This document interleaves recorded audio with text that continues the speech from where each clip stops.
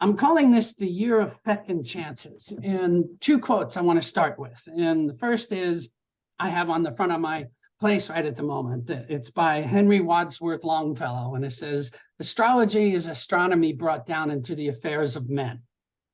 And you know, think on that a minute. It's what we do as astrologers is we look at the astronomy, we look at the world events, we look at the angular relationships of the stars and planets and the rotation of the earth and everything, and then we give it sociological and psychological characteristics. And these characteristics have been honed over thousands of years as we have studied astrology, we have studied society. You know, the other quote I wanted to bring up is by Cicero, and it's a famous one. It says, "If you have a garden and a library, you have all that you need. You have everything that you need." And I guess my point is, yeah, that used to be true, but nowadays, what is a library and what is a garden?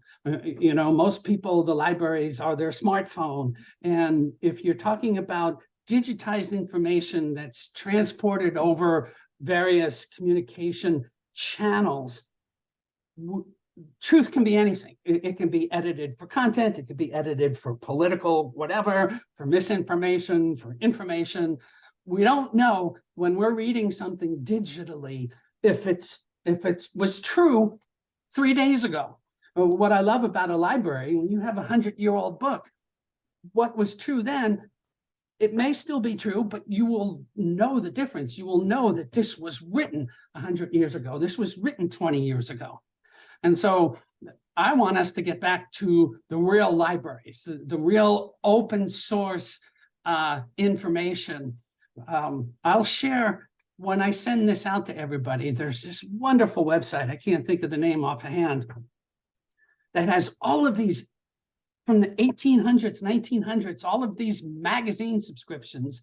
And they've taken all these magazines and uploaded them digitally. And you can go back and you can read hundreds and hundreds of magazines and stuff. And this is real. This is written. This is, you know, some of it may still be misinformation, but it's been around. It can be validated and so on. So, and the same thing with the garden.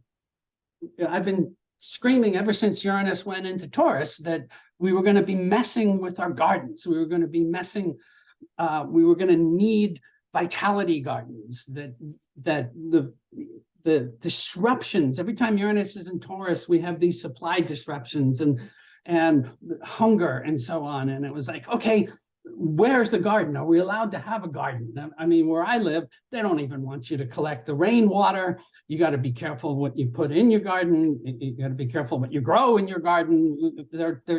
They want you to register your gardens now.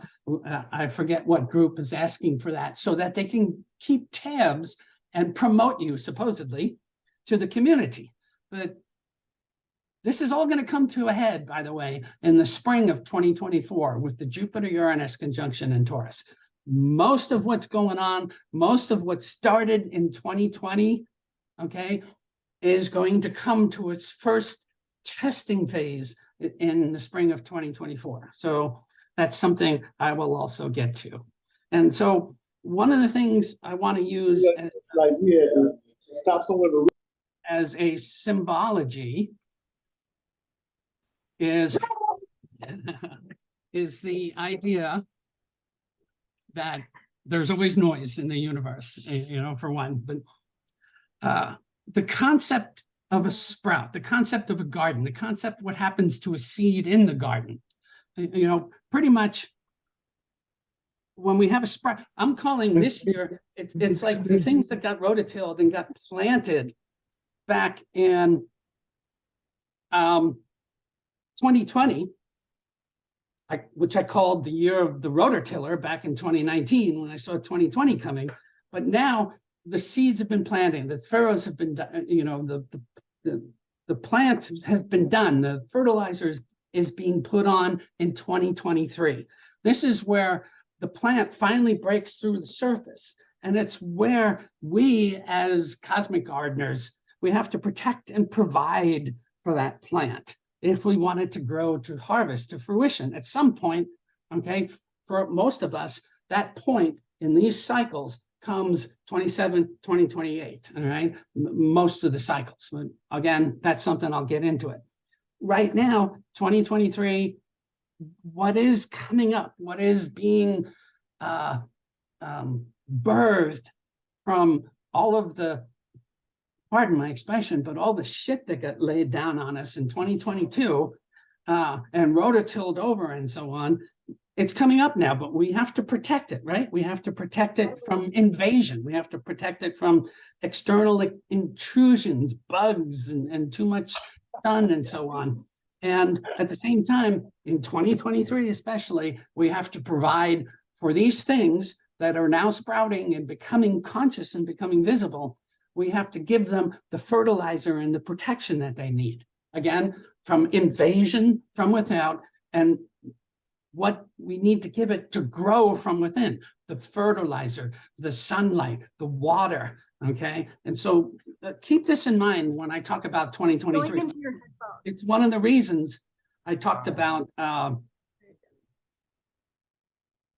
it's one of the reasons I talked about the idea of this being fecund, the fecund chances. And in a way, it's a play on second chances, because a lot of the things that we planted in 2020 and into 2021, a lot of that stuff hasn't come up. All right. The ground is fallow. We need to put new seeds in the ground. So 2023 is about second chances to do so. We get to reseed that which hasn't come up. We get to thin that which is coming up too much, you know, and 2023, that's what it's about. All right. Now, one of the things that's really quite cool about 2023 is 3 of the outer planets are changing signs. All right. Pluto, Saturn, Jupiter. And, you know, Pluto's going to take 2 years to continue to change signs over the next 2 years. Saturn goes into the Pisces. Jupiter is going into it's in Aries now, as of today, back in Aries to stay. It's going to cruise through. By the time we get to May, I think it is, it goes into Taurus. So that's changing signs, you know, and the Pluto going into Aquarius. I said many, many years ago, probably 30 years ago, when I was looking at Pluto going into Capricorn, which was going to be 28 to 2022. All right. We are going to lose our corporate personhood, is what I had said would happen.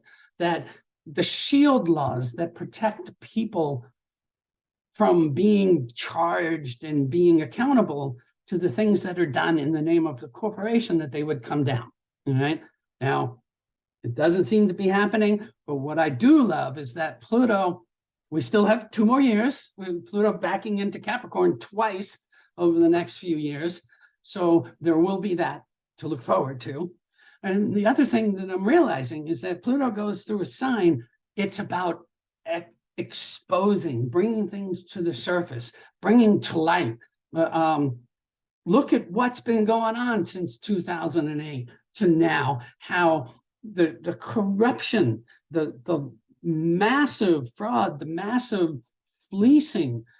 Pluto works on massive societal levels. It's not just, you know, one Sam Bankman-Fried or, you know, one Bernie Madoff. It's not. It's a collective sort of issue. And so we're moving into this. 2023 foreshadows what is going to be happening from the end of 2024 into the summer of 2025. There's a 9-month period where every single planet in the zodiac changes signs, not just Pluto, Saturn, and Jupiter like it is now, but Pluto will continue to do so into 2025. Saturn will change signs again in 2025, but Neptune and Uranus also change signs during this 9-month period. And the cool thing about when a planet changes signs is signs are attitudes, right? So what we are dealing with in pretty much March and into May, the first half of 2023, is some societal changes, societal attitude changes, all right? Pluto, it begins. Saturn, we're going from the last 2.5 years of Saturn in Aquarius, which is the, you know, trust the science stuff, all right? as it moves into Pisces, it becomes not so much trust the science, trust the expert, it's trust the inner authority, trust the intuition, trust the still, quiet, spiritual voice. This is going to be nice. One of the detrimental things that I think is coming in and around that is going to be the idea that they're going to clamp down on the churches and the religious abilities for people to have faith in a subject or stand behind some sort of morality or so on. Saturn in Pisces is going to kind of, where last few years it was science rules, it's going to be the spirit rules, but whose spirit? Whose spirit counts? There's going to be a lot of this misinformation that happens around the idea of true spirituality versus the religious organizations. Again, I'll talk more about that as we get into this. 2023 is a very fecund year. It's a very we're moving from fire and air energies to earth and water. Saturn's moving into a water sign. Jupiter's moving into an air sign. This is all about nurturing and growing and sustaining and bringing growth and that fecundity that I want to be talking about, and it's interesting. As this happens through the year, we're moving from a more masculine intellectual approach to society to a more feminine, more intuitive approach toward the end of the year. So in perspective, right, there's three big things that are going on as we look at 2023. And the first is we're still dealing with 2020, all right? The things that happened in 2020, they were called the grand conjunctions. 5 of the major outer conjunctions come together and started new cycles, okay? This happens very rarely. The last time it happened was 1821. It was the invention of electromagnetism and how that shifted the world. 2020, the same thing sort of happened. I mean, yes, the mRNA stuff, okay? We're seeing some of the negative side of it.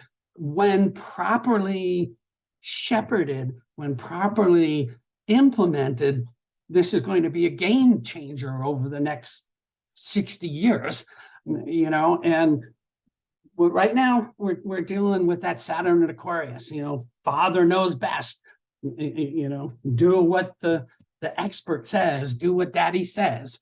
So we're dealing with that, all right? Secondly, the really big cycle that we're dealing with is at the same time in 2020, in December of 2020, we had the Saturn-Uranus conjunctions. They shifted element, all right? This happens about every 200 years. It's an 800-year cycle in total, all right? And we are, in 2020, we finished up almost 200 years of Saturn in Earth elements, and that was all the construction and the manufacturing and the currencies and things that happened over the last 200 years. And now we're moving into the next 200 years of the Jupiter Saturns happening in air signs, okay, which is the whole AI thing, robotics, I call it biosynthetics. And again, I'll talk more about it, but that's the second big thing that we're dealing with as we're moving through the 2020s. The third thing is that we're finally, after 2021 and 2022, we're finished with the Saturn square Uranuses, okay? This is a cycle that started back in the late 1980s. This is the 3rd quarter square, so the cycle will repeat itself again in 2032, and between 21 and 22 to 2032, the 3rd quarter square, do we go back and do the old, or do we go back or go new? Do we, I always say squares, you're trying to put a round peg in a square hole, and you're trying to make the past work with the future. You're trying to, it just doesn't gel really well, you know. And as we move into the Jupiter Uranus trines over the next few years, yeah, then it fits together, then it starts to make sense, and then we will see the fruition of that stuff coming, right? So the three big cycles. Prior to 1980, it was mostly Earth signs. The Saturn Jupiters were in Earth signs. Right?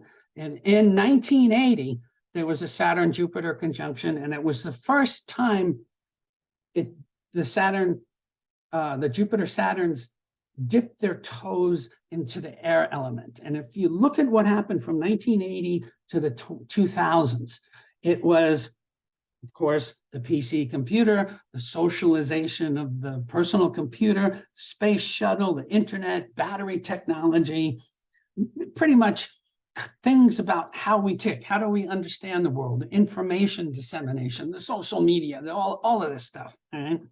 Then in 2020, the Jupiter-Saturns dipped one last time back into Earth signs to wrap up the last 200 years.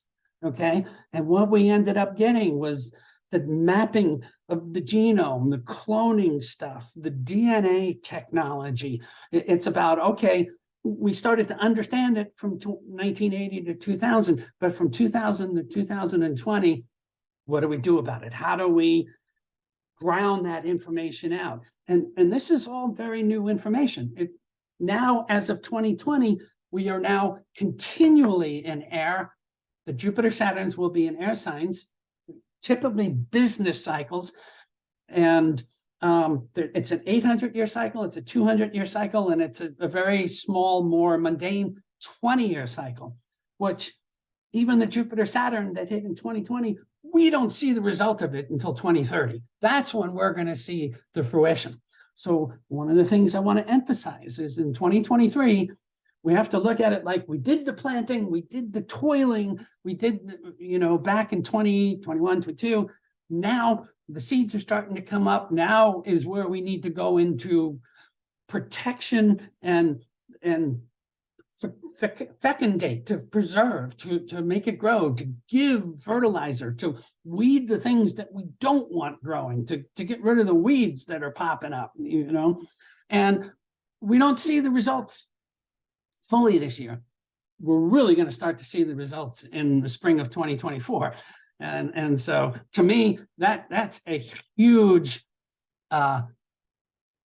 eruption, a revolution, evolution, whatever you want to call it. All right, but it happens in the US second house, so it's economic. It happens in Taurus, so it's about food stability and land prices and the currencies that we use and so on. I highly suspect that just prior to April of 2023, we're going to see a much quicker rollout and infusion of the digital currencies into the market in order to get us to go along with this. And for a lot of people, they're just going to say, that's it. That's the camel that broke the back, the straw that broke the camel's back. You want to be ready for 2024. Right now, it's like if we were comparing it to the garden, 2024 is like this massive growth spurt that takes place once we've done the fertilizing in 2023, and once we've done the protecting of those first few layers of leaves and come out so bugs don't get them before they get to stabilize themselves in the garden. So when planets change signs, especially the outer planets, they don't just move from one sign into the other and that's it. Right? Oftentimes they move in and they move back out and they move in again. Right? And so what we end up with is what I call these crossover generations.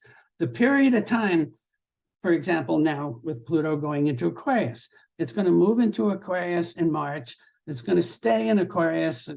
Again, I have the data as I go on here, but it's going to stay in Aquarius for a number of months, and it's going to back into Capricorn.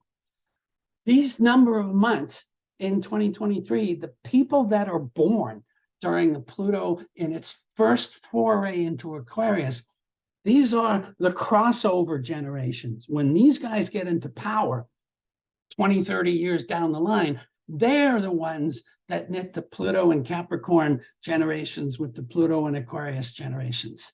All right. And in this case, which is very interesting, Pluto is going to do two sets of crossover and cross backs. It's going to go into Aquarius, back into Capricorn at the end of 23. It's going to go into Aquarius again in 2024, back into Capricorn at sometime toward the end of 2024. Then it's finally going to go into Aquarius and stay there. All right. But you watch, and I'll give you the data as we go through. Matter of fact, for Pluto goes into Aquarius from March of 23 to June of 23. And then from June of 23 to January of 24, Pluto goes back into Capricorn. January of 24 to September of 24, Pluto goes into Aquarius again. And then from September of 24 until November of 24, Pluto dips back just for a few months into Capricorn again. And as a society, we are going to be dealing with this whole big business, big government, corporatocracy, Capricornian issues, and what I believe will be the dissolution of the power centers, people being able to hide behind the shield laws, okay? These are going to come down, and by the time we get to 2026, all right, we are dealing with the business models are going to be very much more, the personalities that are running these businesses are going to be very much more accountable and responsible for the effects of the corporation. Some people call it ESG, you know, we're environmentally sensitive and this and that, and the businesses need to do so. But right now, that's being used as just a way to make more money. It's really not about the idea of are we really, you know, protecting society? Are we really protecting the populace, or are we protecting our jobs? Are we protecting our shareholders? You know, the Aquarian age, it's not about the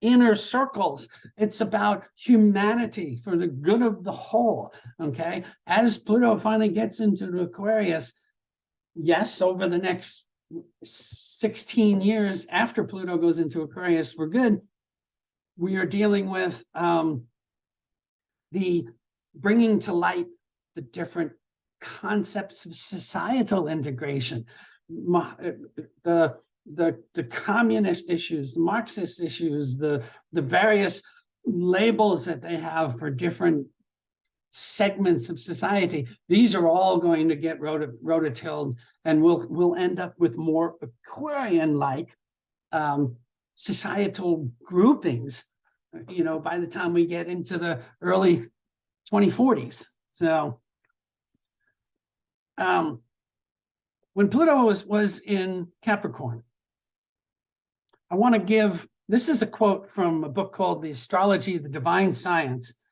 by Marcia Moore and Mark Douglas, okay? This book's out of print. It was written back in 1978, but this is what they defined as Pluto in Capricorn, which is the time period we're living in from 2008 until pretty much the end of 2025 or 2024, okay? Pluto in Capricorn is the danger of undue rigidity and regimentation in the nation's political structure, and warns against an authoritarianism which invites rebellion and disruption from unassimilated elements, all right, which I call the Borg, you know, if anybody knows any Star Trek symbolism. But Pluto in Capricorn has been the exposing of big business and government, the turning those mega corporations, exposing them, turning them to fertilizer, pulling them down off their pedestals. So we're going to see that coming in and out. We're going to see how Congress starts to protect them, and then Congress starts to take them down, take them apart, and so on. So Pluto in Aquarius, all right, when Pluto actually goes into Aquarius and stays in Aquarius, the last time Pluto was in Aquarius, we got people, remember, Aquarius is electricity, it's mental energy, it's energy that is unbounded by cables and so on. And the last time Pluto was in Aquarius, over 230 years ago, we had people like Galvani and Volta, and these are people that have been enshrined in the galvanometer and volts and so on. And it was last time Pluto was Aquarius was when Uranus was discovered. And we actually were able to, whenever we discover a planet, we are able to consciously bring the energy of that planet into our being, into our consciousness, into our society, right? And it was American independence. It was the French Revolution, liberty, fraternity, equality, human rights, especially the status of women and children. This was all going on while Pluto was going through Aquarius last time. Again, from Marcia Moore's book, Pluto and Aquarius, the radical transformations in the structure of society. So this is what we get to look for. This is what we're going to see experiments going on in the 2023, 2024 period, especially the beginning periods of the years, those 2 years. The other thing that we really have to take into consequence here, especially for us Americans, is the idea that the US is having its first Pluto return, okay? And I always say, Pluto returns, you deal with your karma, you get what you give, okay?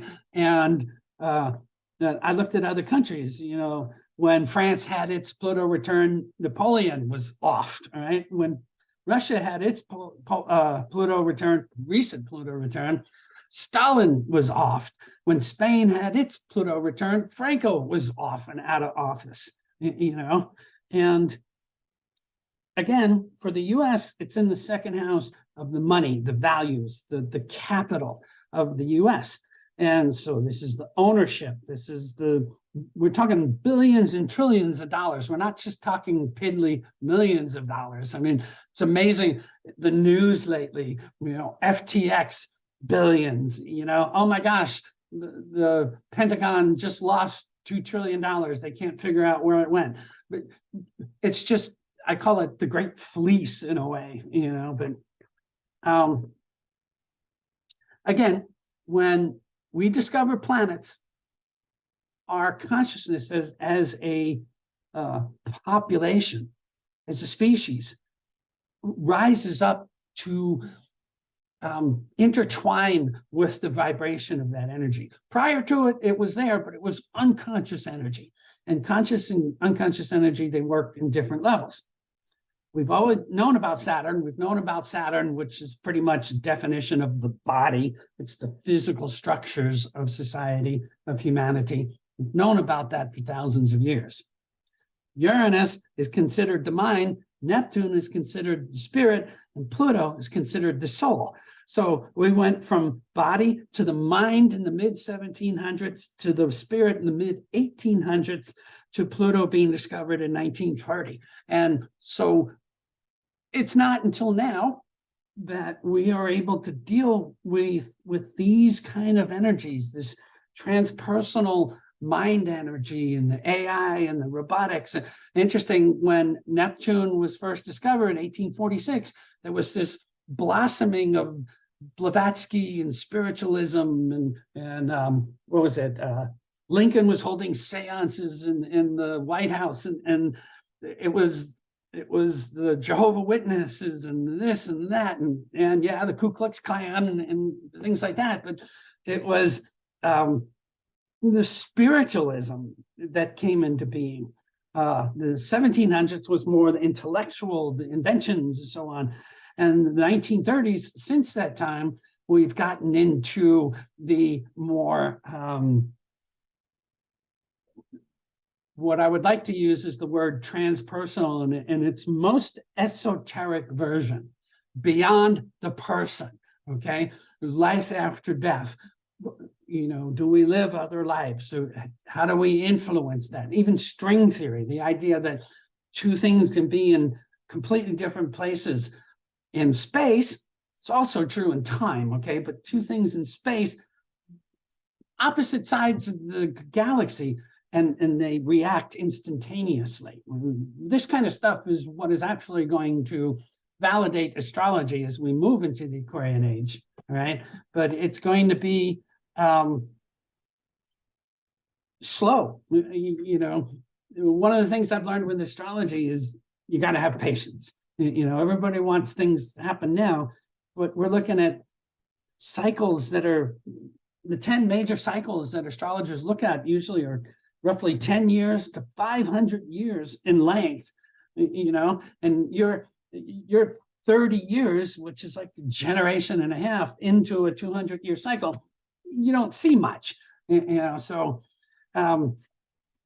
we have to kind of focus on the smaller stuff. The idea that Pluto is going into Aquarius, that's stuff that's coming. That's, you know, really what we need to deal with is Jupiter coming into Taurus, and it's going to make a conjunction to Uranus in Taurus. And this is, folks, I've been saying this for years too, have your supplies, have your resources, have the things you don't want to do without, because while Uranus is in Taurus, which started back in the spring of 2018, those get disrupted. Those are needed other places. Those are taken, limited selections and so on. And this is going to peak in the spring of 2024. I need to point that out. So to grow that garden, to get that garden growing in 2023, so that as we get to 24, 25, 26, 27, we have something to make use of that was of our own hands, was of our own accountability and responsibility. These are going to be critical things for us. So anyhow, I tend to jump around, so I put everything on 3x5 cards, and hopefully I'll come back around to some of the things that I end up missing. All right, but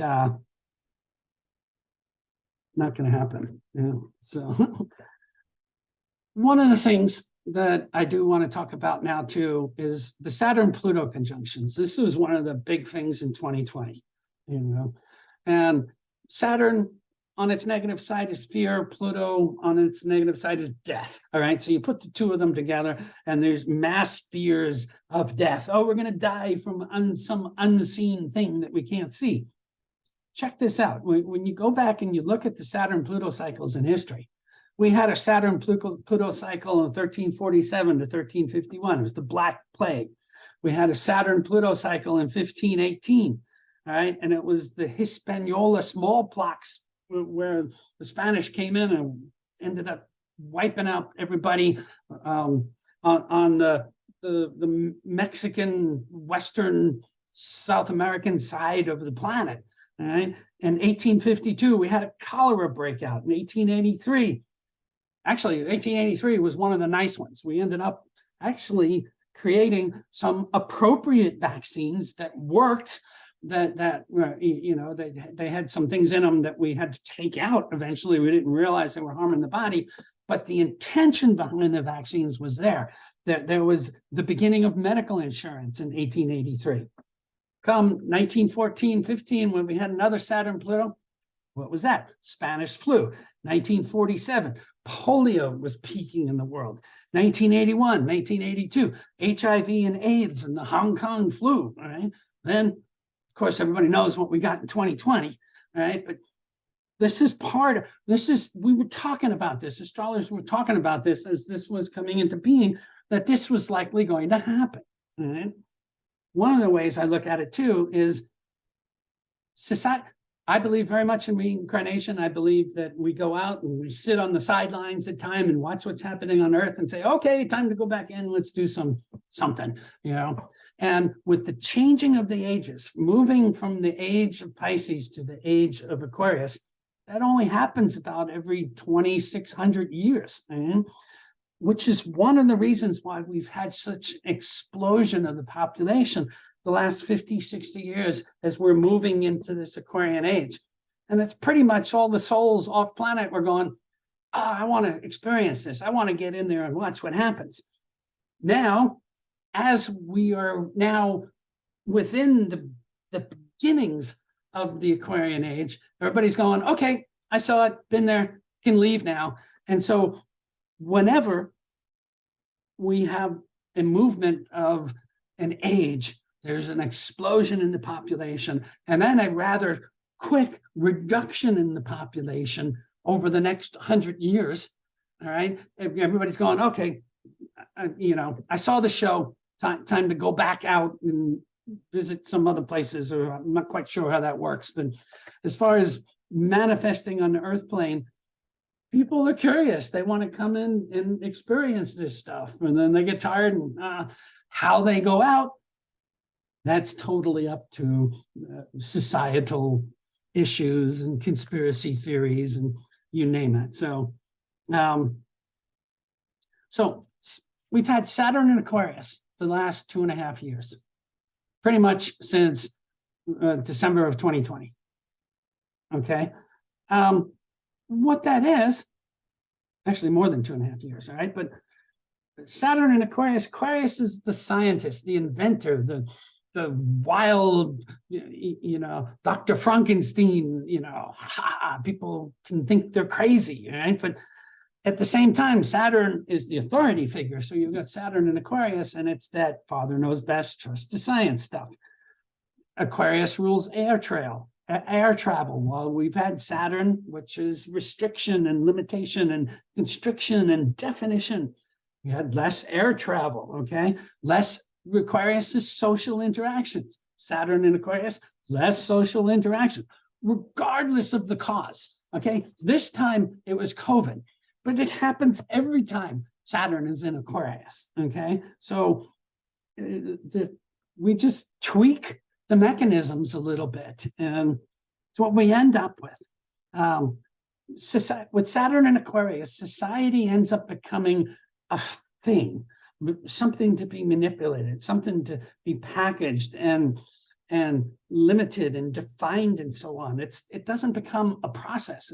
It's not a free-flowing situation. So just tonight, I saw a news article.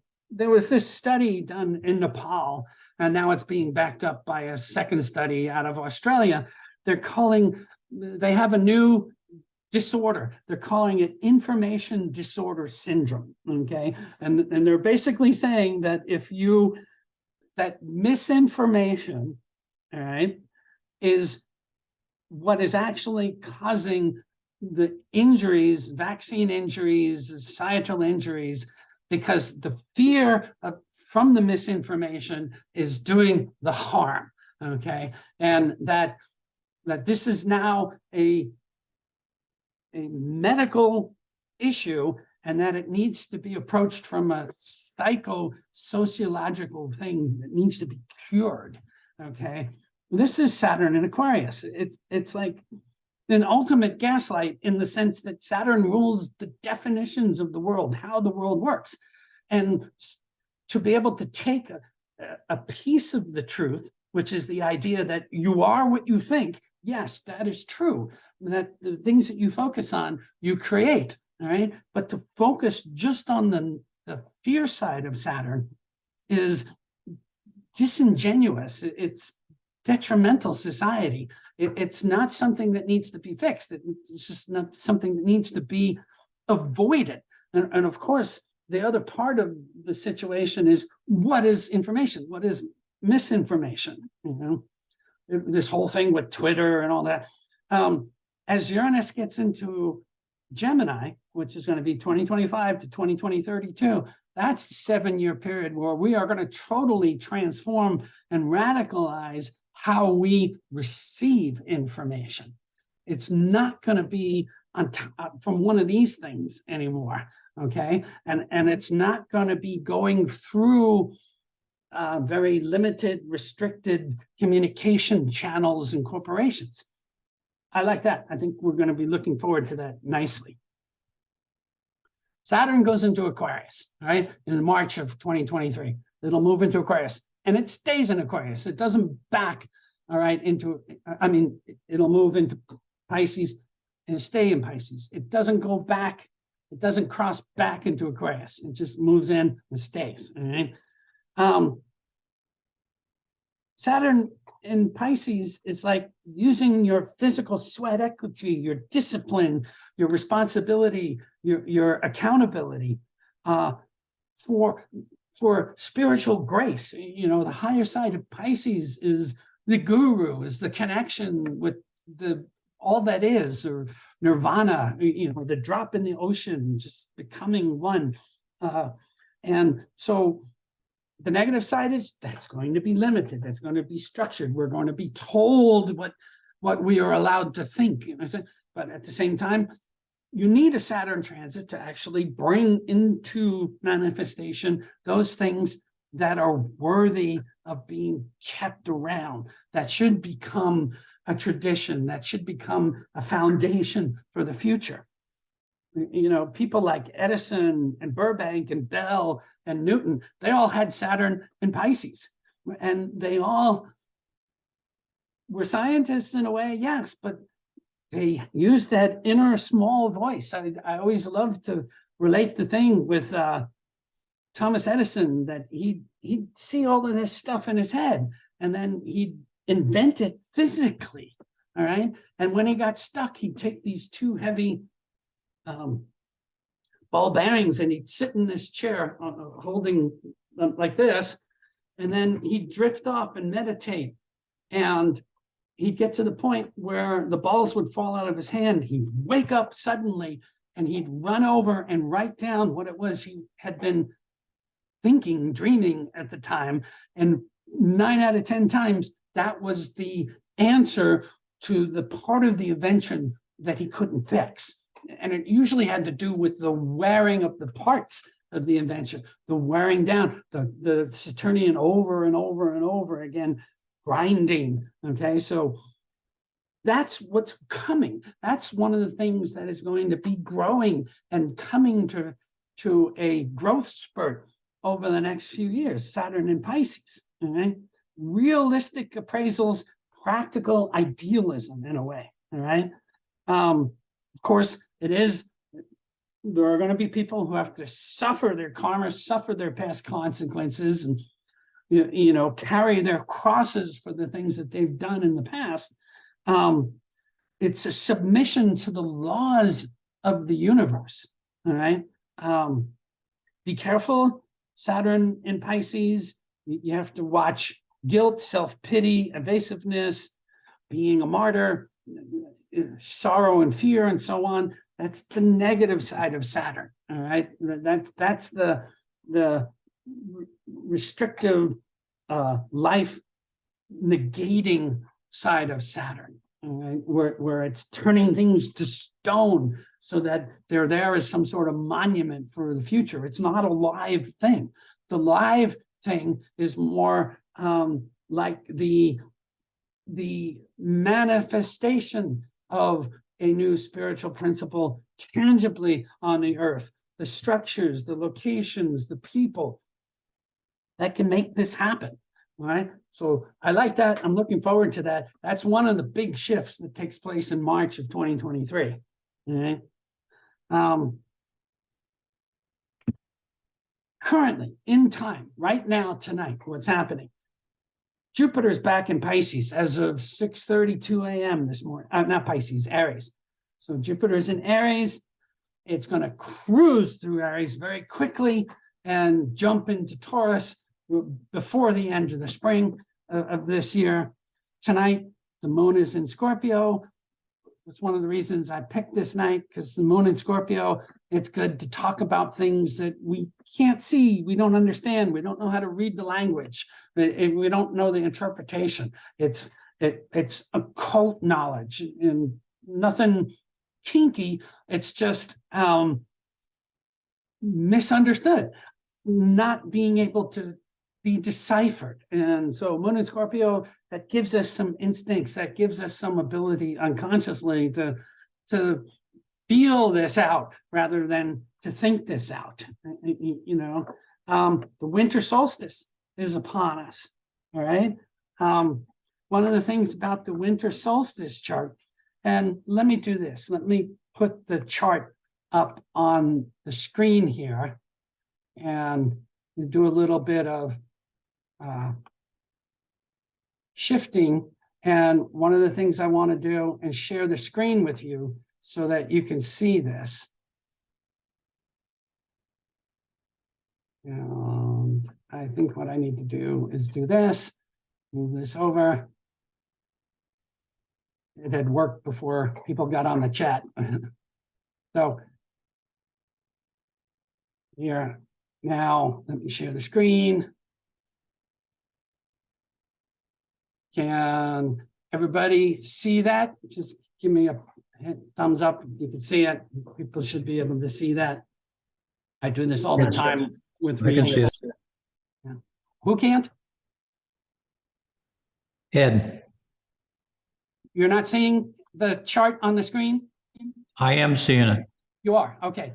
This is the winter solstice chart that's coming up tomorrow, okay? 4:48 p.m. for Washington, D.C., 1:48 p.m. for the West Coast, all right? But this is the chart I like using because I like to talk about the United States as a whole. And one of the things I want to point out is we have 8 planets above the horizon, only 2 below. That's not a planet, all right? So the sun and moon are the luminaries are the ones below, but 80% of the chart is above the horizon, which means what gets played out through 2022, okay, is very visible. The last few years, the solstice charts and even the equinox charts, so many of the planets were below the horizon. And what that means is everything was playing out in our homes, in our psyches, in our bodies, behind closed doors, in secret rooms, in what's called the skiffs, the the places where you could go in and talk and you couldn't get bugged. You couldn't, you know, they use them all the time, big business and government and White House and so on. Right. But so we have that. It's interesting that we have Cancer rising for this winter solstice chart, which the rising sign is where we want to go toward. And in this case, the winter solstice shows that which is being born and that which will come to fruition in 2023. Cancer rising, that's good for the US. The US has got 4 planets in Cancer. Early Cancer like this, it's the Venus and Jupiter, natal Venus and Jupiter of the US chart, all right? And one of the interesting things too is that there's going to be 3 planets in Capricorn. See these 3 planets here in the 7th house? What this means is 7th house is treaties, 7th house is other countries, 7th house is them out there. 1st house, me, my issues. 7th house, you, yours, them, all right? 3 planets there, and technically the sun is just leaving it, so almost 4. 40% of the energy, the activity of 2023 is going to be focused out on other people, on groups, society, the world, Ukraine, Russia, China, this and that. You know, maybe that's a good thing. Maybe that's not the greatest thing, but we are going to be coming out of our little lockdowns and restrictions and societal exclusions and dealing more with other people. I like that. You know, it's not just one seed that's coming up in the garden. It's all those different seeds. They're all going to come up. They all share their root structures and mycelium underneath the planet, underneath the ground. All right. But the most important thing that I like about this chart right here is this right here. When Jupiter, now in Aries and staying in Aries, starts a whole new 12-year cosmic cycle, all right? It's right on the midheaven of this chart. It's right at the top of the chart. And the midheaven is at the end of 2023, what do we want the epitaph to be? I always say the midheaven is what do you want on your tombstone? You know, what 2023 was a great what? You know, the idea that Jupiter there is in Aries. These are the pioneers. These are the Lewis and Clarks of the zodiac. These are the inventors. These are the warriors. These are the individuals that are willing to take a stand and stand up against what? Against Saturn. Jupiter is the symbol of Saturn upside down. Okay. And what we're talking about is we're talking about people's laws. Okay. Saturn is natural laws. Saturn is physics and nature and so on. Jupiter is more like the Supreme Court and the Congress and the local legislative bodies and so on. At zero Aries, it's a little dangerous. We're going to have a lot of intrusions, these movements into other places, into other countries, into invasions, whatever you want to call them, okay? And early degrees is always very brash energy, it's raw energy, and it's interesting too, the Mars energy in 2023. It starts off retrograde, starts off slow, all right? By the time we get to March and April, it starts ramping up all the way through to October. October, it peaks. But from March through to October, I call it bully back better. It's like Mars gets squared and triggered and reaches its superior conjunction to the Sun and Mars at the end of October into November. That is, we move very assertively through the year. And fortunately, we move there under a more feminine, overarching approach, more earth signs, more water signs. So it's much more about, you know, hey, what's that weed coming up in the garden? Let's get that out of here. We don't need it. You know, hey, oh, there's some more infestations. Let's kick it in the butt. Let's, you know, spray it down. Let's do what we need to do. Let's protect it. Let's shield it. Let's get it the sun. Interesting, Venus is going to be retrograde pretty much the middle of the summer this year. I'll give you the details. And it's retrograde in Leo. And Leo is sunlight. And Venus is what we desire, what we want, what we value in our lives.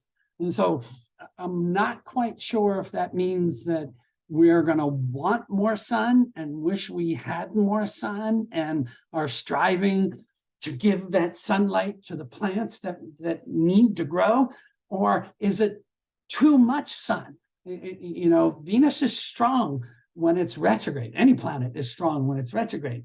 Retrograde in Leo over the sun when the other planets are moving, you know, the quicker moving planets are moving through Leo too.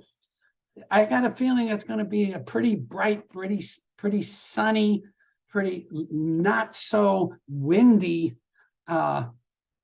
period of time this summer. So just right now, go out, and if you don't have it, get your shade cloths, get, you know, these kind of things.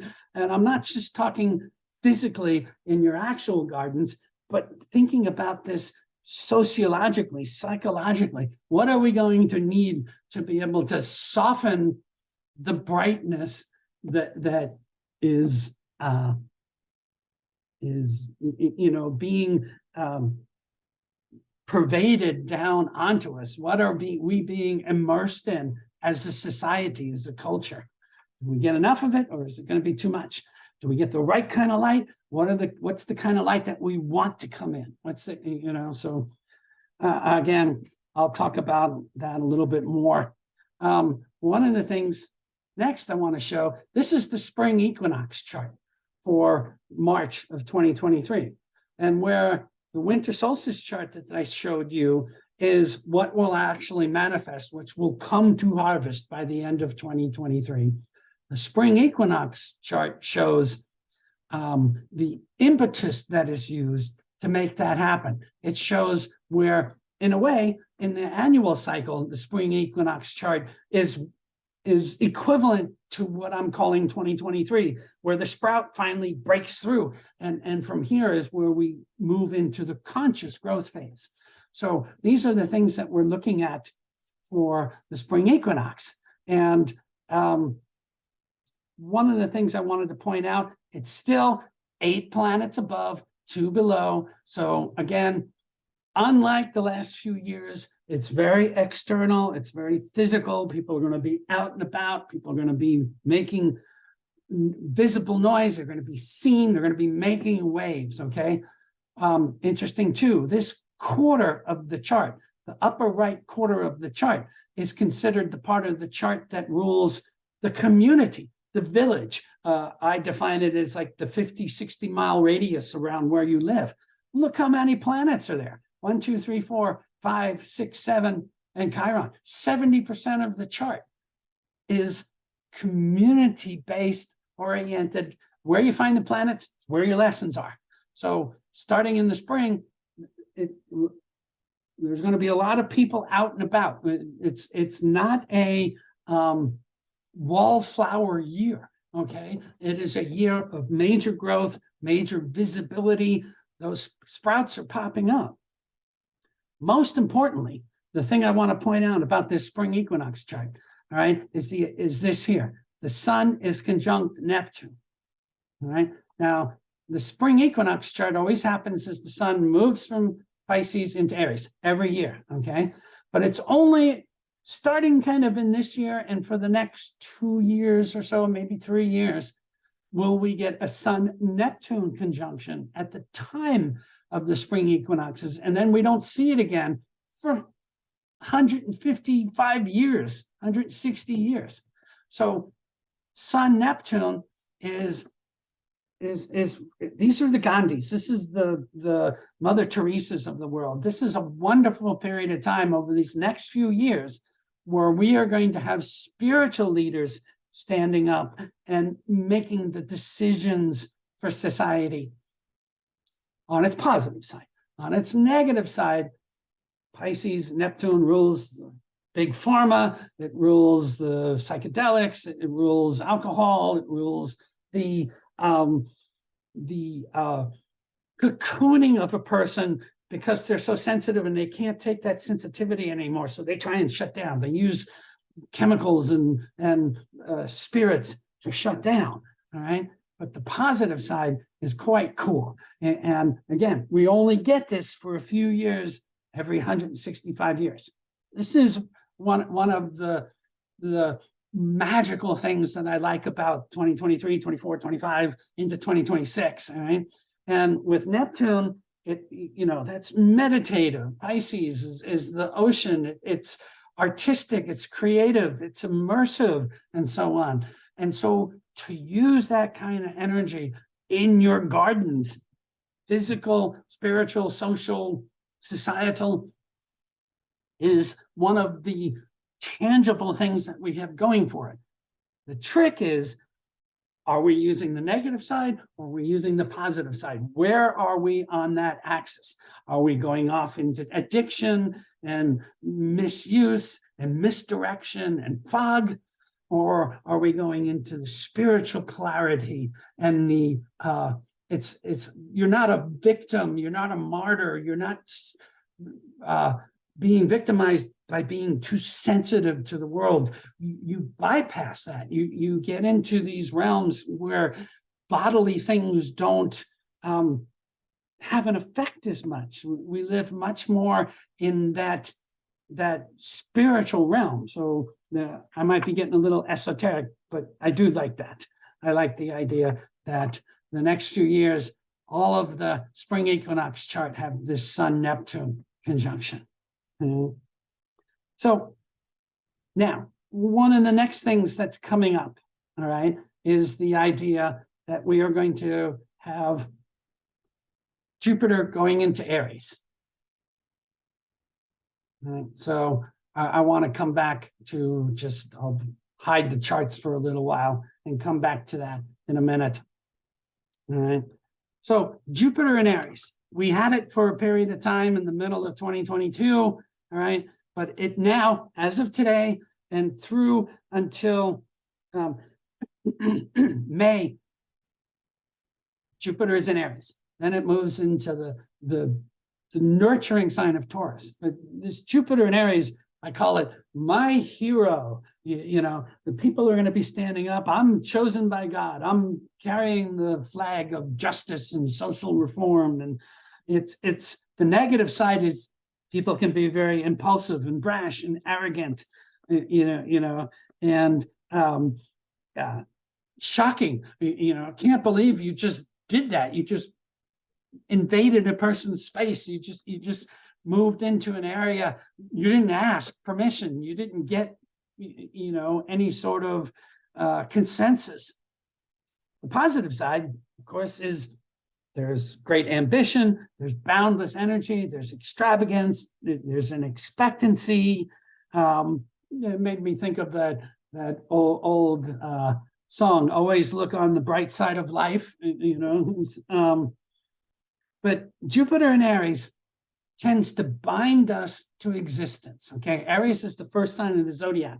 It's where we're born, and it's where we strive to stay alive, to breathe, to make sure that we don't die. Okay, that we have the necessities, the bare necessities to live, in this case, a 12-year cycle. Okay, starting now, well, a little bit in 2022, but mostly the first 4 or 5 months of 2023. It's bringing down the wisdom. Jupiter's the teacher.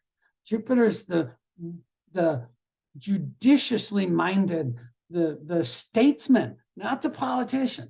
Okay, putting in Aries, we have statesmen stand up and take the realm, not politicians, not Saturnians. Okay, I do like that. All right. When Jupiter moves into Taurus, we then move from the concept of staying alive, the concept of breathing and keeping our foothold in consciousness and life. We move into Taurus, and it's like, okay, I got living, I'm going to survive. I got that down. Now I kind of want to make something nice of this. I want to have good food, good air, good, touch it, taste it, feel it, smell it. But I want luxuries and nurturance and assimilation and assumption and so on. So Jupiter in Taurus is material in abundance. Negative side is, it's more inflation, all right? But Jupiter in Taurus, we serve in practical ways. We're binding the soul to matter. We're this is good. I always call Taurus the Taurus archetype, okay, not the sun sign, the Taurus archetype, the hiddenness of the zodiac. Oh, that feels good. Give me more. I want to touch it, taste it, smell it, keep it coming. Don't stop. Okay. Jupiter in Taurus, oil and minerals, the prices are going to go up. Agriculture and property. All right. I've been saying for a few years now that the best time to buy a home is going to be the fall of 2023, not 2022, and not even the 2020, the latter part of 2021. It's like, if you've got it, hold on to it or sell it at its peak now, but you don't have to invest for 3 years. I think that's what you do with capital gains, and just plan on getting something the fall of 2023. That's when it's going to be at your low prices, because by the spring of 2024, with the Jupiter-Uranus conjunction, we're going to go through the roof in pricing. But it's not so much pricing in housing, it's pricing in land, clean agricultural land, the sudden shifting of who owns what country, who owns what portion of the world. It's going to become very Taurus is what you own. Taurus, I want. What do you have? The Jupiter-Uranus conjunction, a lot of that's going to be shifting. A lot of that's going to be trying to be taken away. They're going to attempt to shift the currencies, all right, and devalue the currencies in order to bring our multi-trillion-dollar debt back down to manageable levels. But of course, who does that hurt? That hurts the little guy. And people are going to be rising up in 2024.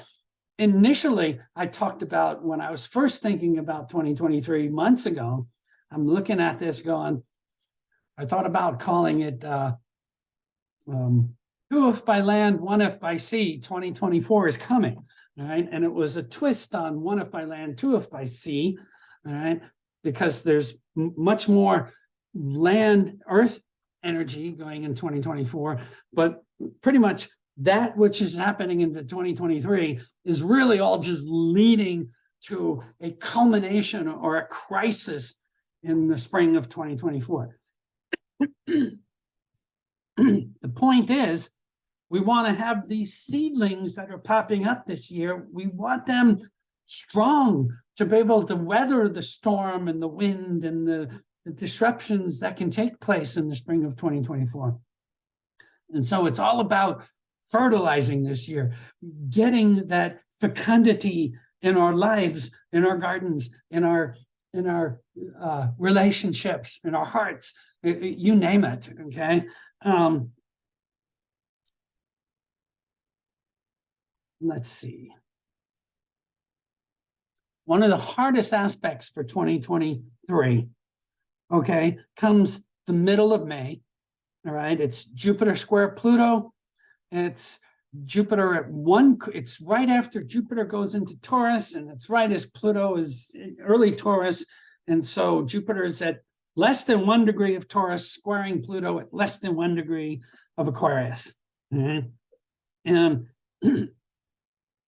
in the US chart, that's going from the 5th house to the 2nd house. And the 2nd house is our monetary values, and the 5th house is our freedoms to be able to be creative. And so square to that, it's our freedoms based upon financial underpinnings of the US society. That's going to be a hard one. That's going to be one, again, one of the main messages that's been going on through the end of 2021 and into 2022 is what I've been calling less is more. All right. And it had to do with 3 conjunctions of Venus to Pluto and all, but a lot of this idea of we have become addicted to abundance, or not abundance, but variety, to the excess even, you know. Who needs 16 different types of you name it, you know, ravioli, milk, this, it's, yes, there's variety, there's the artisanal qualities of Neptune, you know, Neptune in Pisces, but really it's extravagance, okay? And this Jupiter square Pluto, it's going to be a showdown where the negative side is extreme activity, ambition, risky, raw energy, overextensions, unscrupulous, obsessed issues. It's going to be, people are going to be trying to grab as much and leave the field and hold on to it and hide it. Aha, I got mine, you know, now, you know, the heck with all of yous, I'm safe. Again, this is the opening square of Jupiter Pluto. It's one of the, it was also the Jupiter Pluto, it's the cycle started in 2020. All right, that was the beginning of the new Jupiter Pluto cycle. All right, now in May of 2023, we have the first opening square, and this is the testing phase. This is where we, you know, do or die. Do we want to go with the things that started in 2020, or do we want to shift? Do we want to, you know, what did I put it? This is sort of the period of time where the cross-pollination can take place in the garden. It's where, you know, we're either going to end up with You're trying to grow 3 different varieties of squash, and you end up by the fall with something you can't make out what the heck it is. That it is extreme activities. This Jupiter-Pluto square in mid-May, you watch the big banks, the digital currencies, Wall Street, CBDCs. They're going to try and slam that out into the public. And I'm telling you guys to be ready to get your stores in order, get your gardens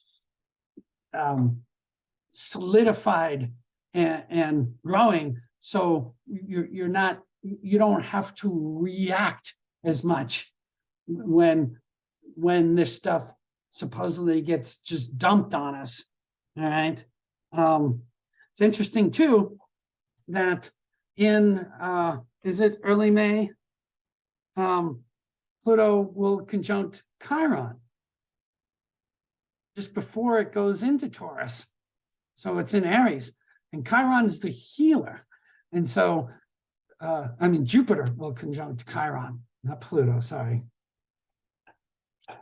I have a loaded third house. I start getting all these different ideas all at the same time. I have to slow down to be able to speak them out to you. So,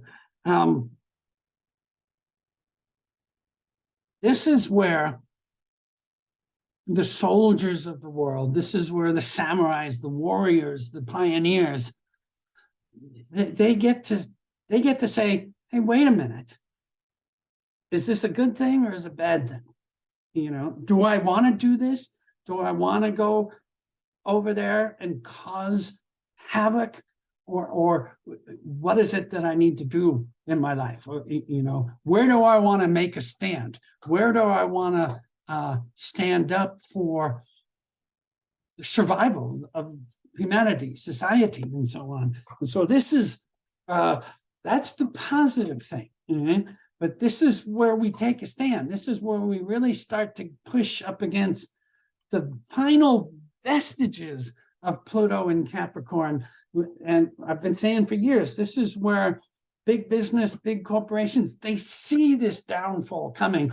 They use astrologers. JP Morgan was asked one time, do all millionaires use astrology? And he said, no, but all billionaires do.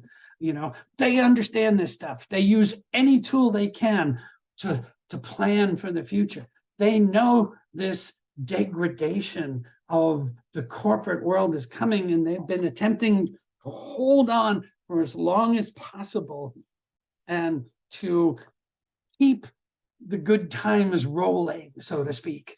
And it is going to come kind of crashing down. And unfortunately, astrological crashing takes years again. All right. This is not something that just happens overnight. So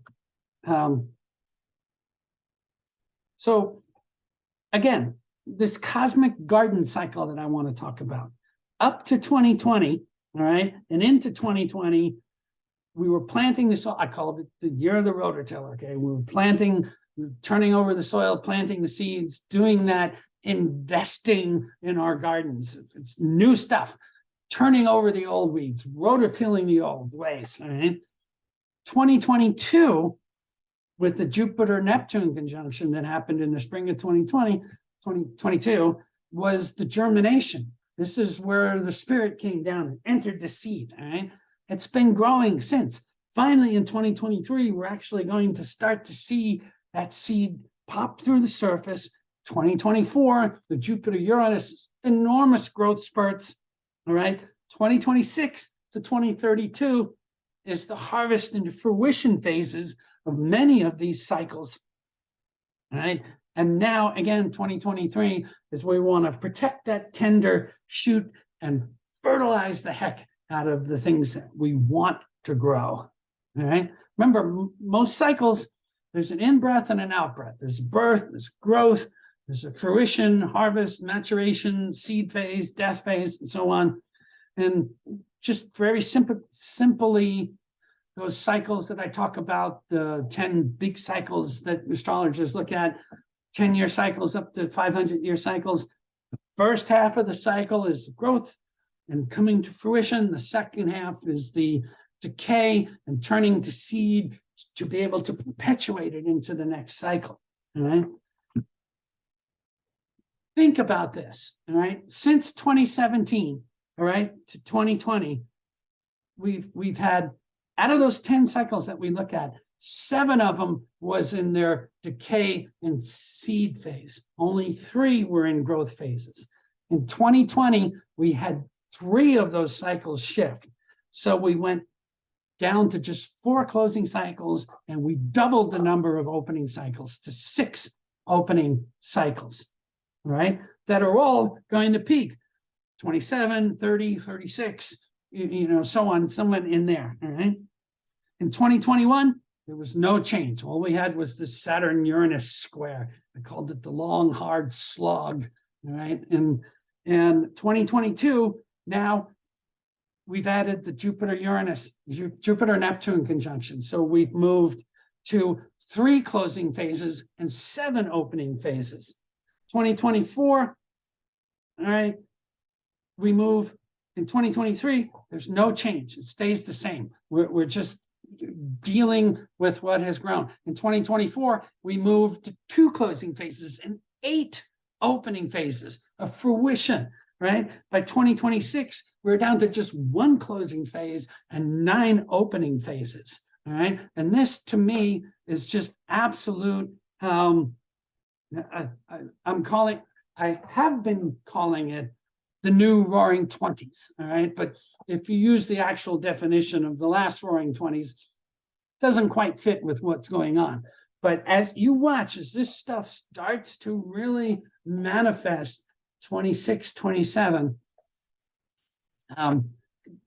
what I want to say is, how does your garden grow?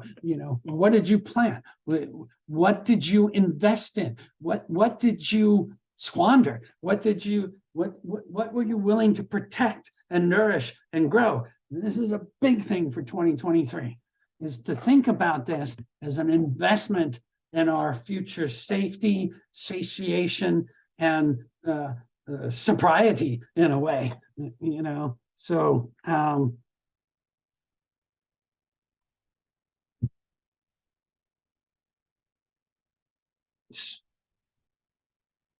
one of the big things we're still dealing with, Uranus and Taurus. And again, the springtime of 2024, we're going to deal with it big time, all right? But Uranus and Taurus, every time it happens in society, we have these supply line disruptions, food scarcity, financial collapses, and we don't end up with a whole lot of things that we used to rely on.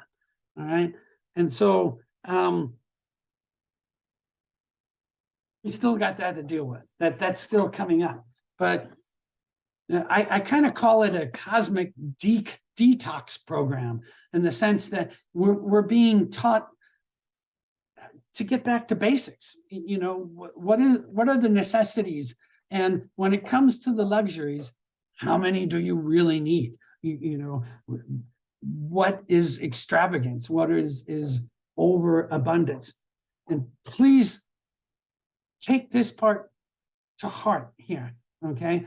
One of the ways that we get gaslighted about this stuff is because Uranus and Taurus and these big players know that this is happening. They can, again, they use a bit of truth to be able to wrap around what they want to own, what they want to own, all right? And the idea of climate change, the idea of we have to take away from you to give to them so that we equal out society. It's the Aquarian age, by the way. Everybody should be equal, okay? Problem with the Aquarian age is it's not a very compassionate sign. Pisces age was. Aquarius is much more of the head. Pisces was the heart. There's kind of a disconnect between the two. And again, the Aquarian archetype, again, not the sun sign, all right? I always say it's the person will step over the bum to feed the whales. They're so focused on society, they don't see the trees, they don't see the beings around them that can use their help. But they're so invested in some sort of grander picture, that they lose sight of their own individuality in a way. And this is one of the negative sides of the Aquarian age.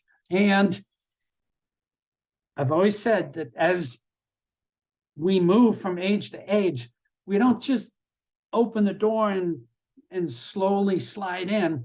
It's this pendulum that tends to swing way over. They start swinging extreme left to right, and what we've been experiencing over the past few years has been the extreme authoritarian, totalitarian, fascist kind of expression of the Aquarian age, where, we're going to tell you what's best for you.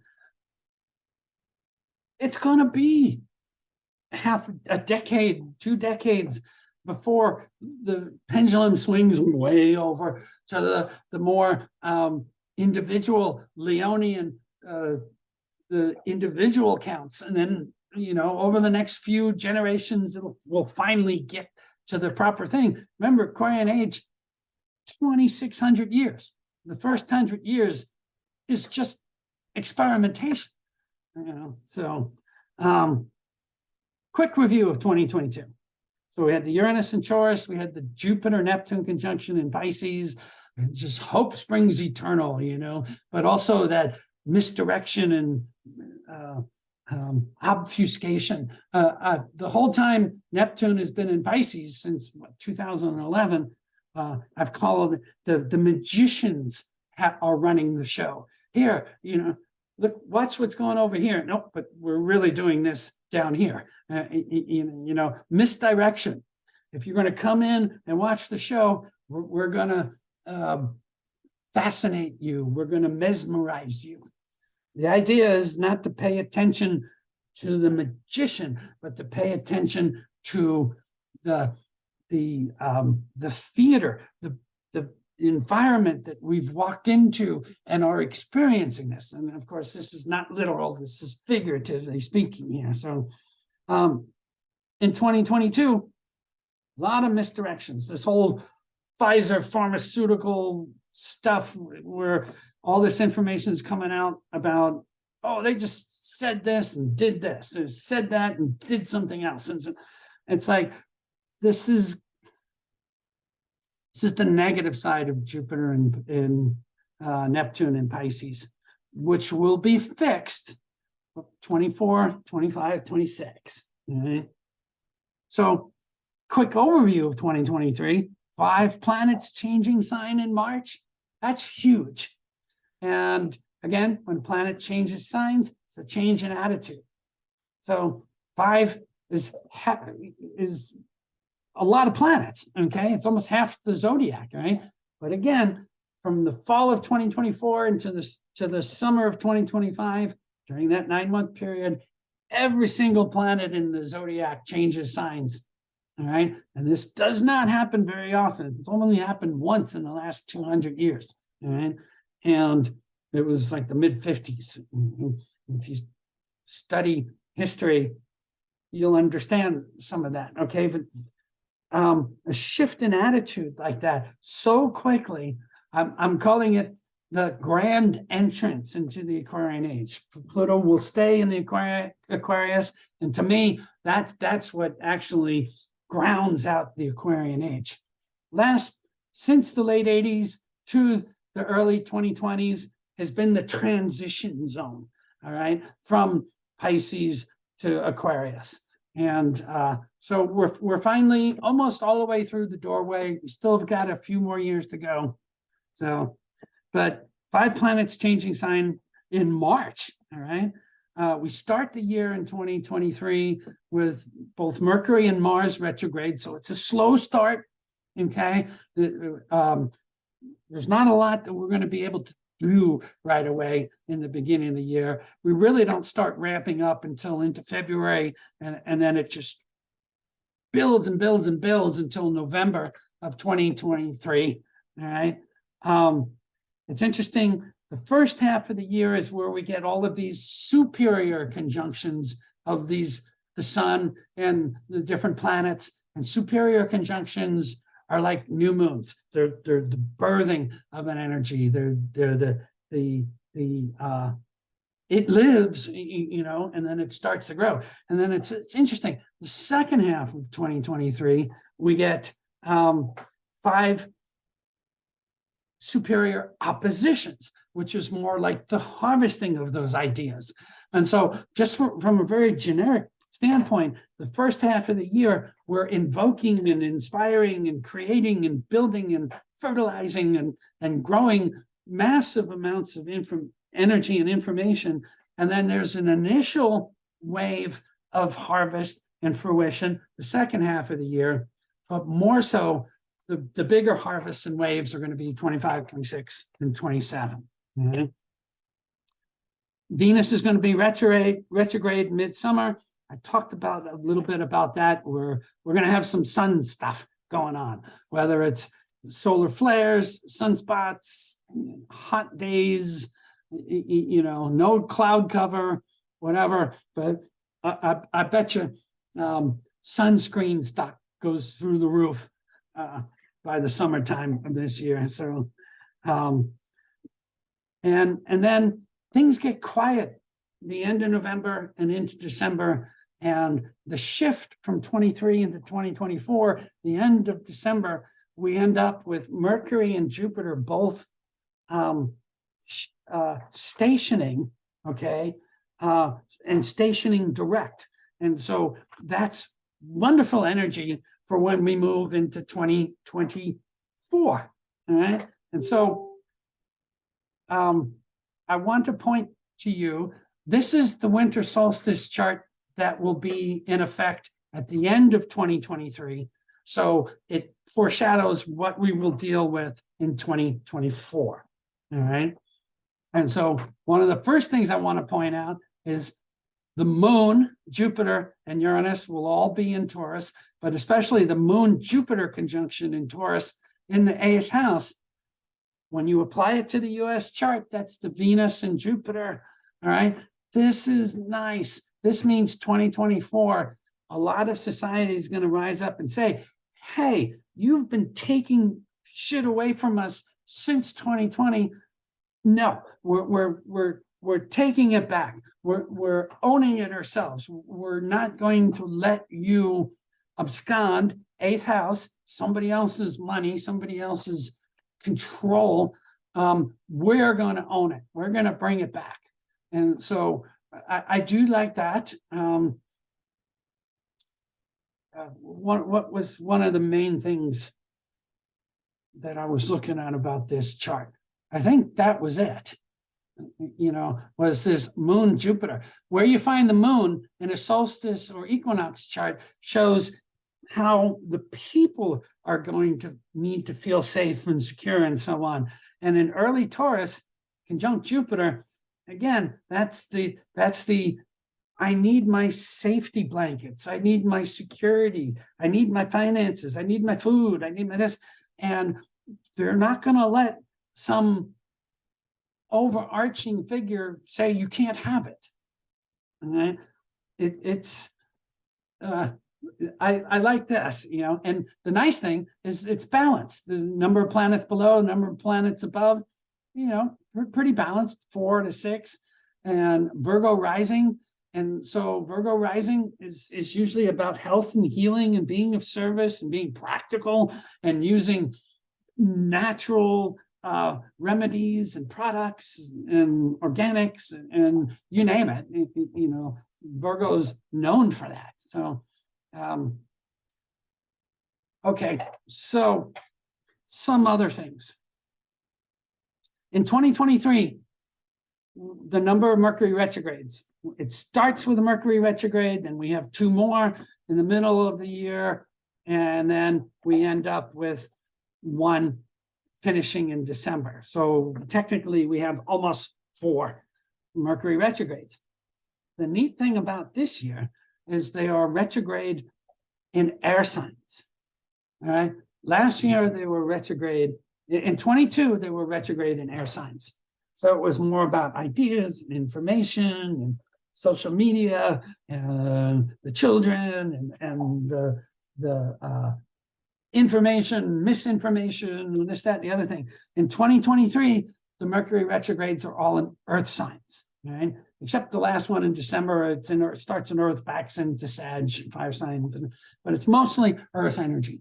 And Mercury retrogrades and earth's energy is about practicality. It's about, we're not just going to think about it, we're going to do it. We're going to plant it. We're going to manufacture it. We're going to be accountable and responsible. And we understand what that means, you know, so I like that. It's about products and assets, and the 2023 is where we really start to learn what we don't want taken away anymore, what we are willing to stand up for and say, hey, you know, stop, I own this, you know, heck with some of this stuff about, you know, the Great Reset, you will own nothing and you'll love it. Nah, all right. By the way, Klaus Schwab's chart, it's interesting. He's got transiting Neptune going over Saturn like in 2027. And you read any astrology book, Neptune over Saturn means all the things that you've been working on for the last 30 years just kind of disappear and go off and go down the wrong direction and don't really manifest the way you wanted them to manifest. So I like that because that happens 3 years prior to their evaluation of when this stuff will all be in place, the Great Reset. You know, I would like to call the fall of 2024 into the summer of 2025 the Great Cosmic Reset, and this is going to supersede what they try and do on the physical. Okay, remember, we're working with the consciousness now of Pluto. All right, since the 1930s, this is like ripping the helmet off of Darth Vader, you know, shining a light into Hades and going, okay, you know, time to clean a few closets. So another thing about 2023, we end up with 2 new moons in Aries in March and April of 2023. And we only get 2 new moons in a sign roughly about every year and a half. The 2 full moons in a sign are what's called the blue moons. It's not 2 full moons in a calendar year. It's 2 full moons in the same sign, right? We don't have the full blue moons. We don't have the new full moons, double ones in 2022, but we have what I call baby blue moons. It's the 2 new moons in Aries in the springtime. And again, this is the rutting time. This is the planting, the seeding, the energy, the standing up and stepping out and saying, you know, I've got something to do.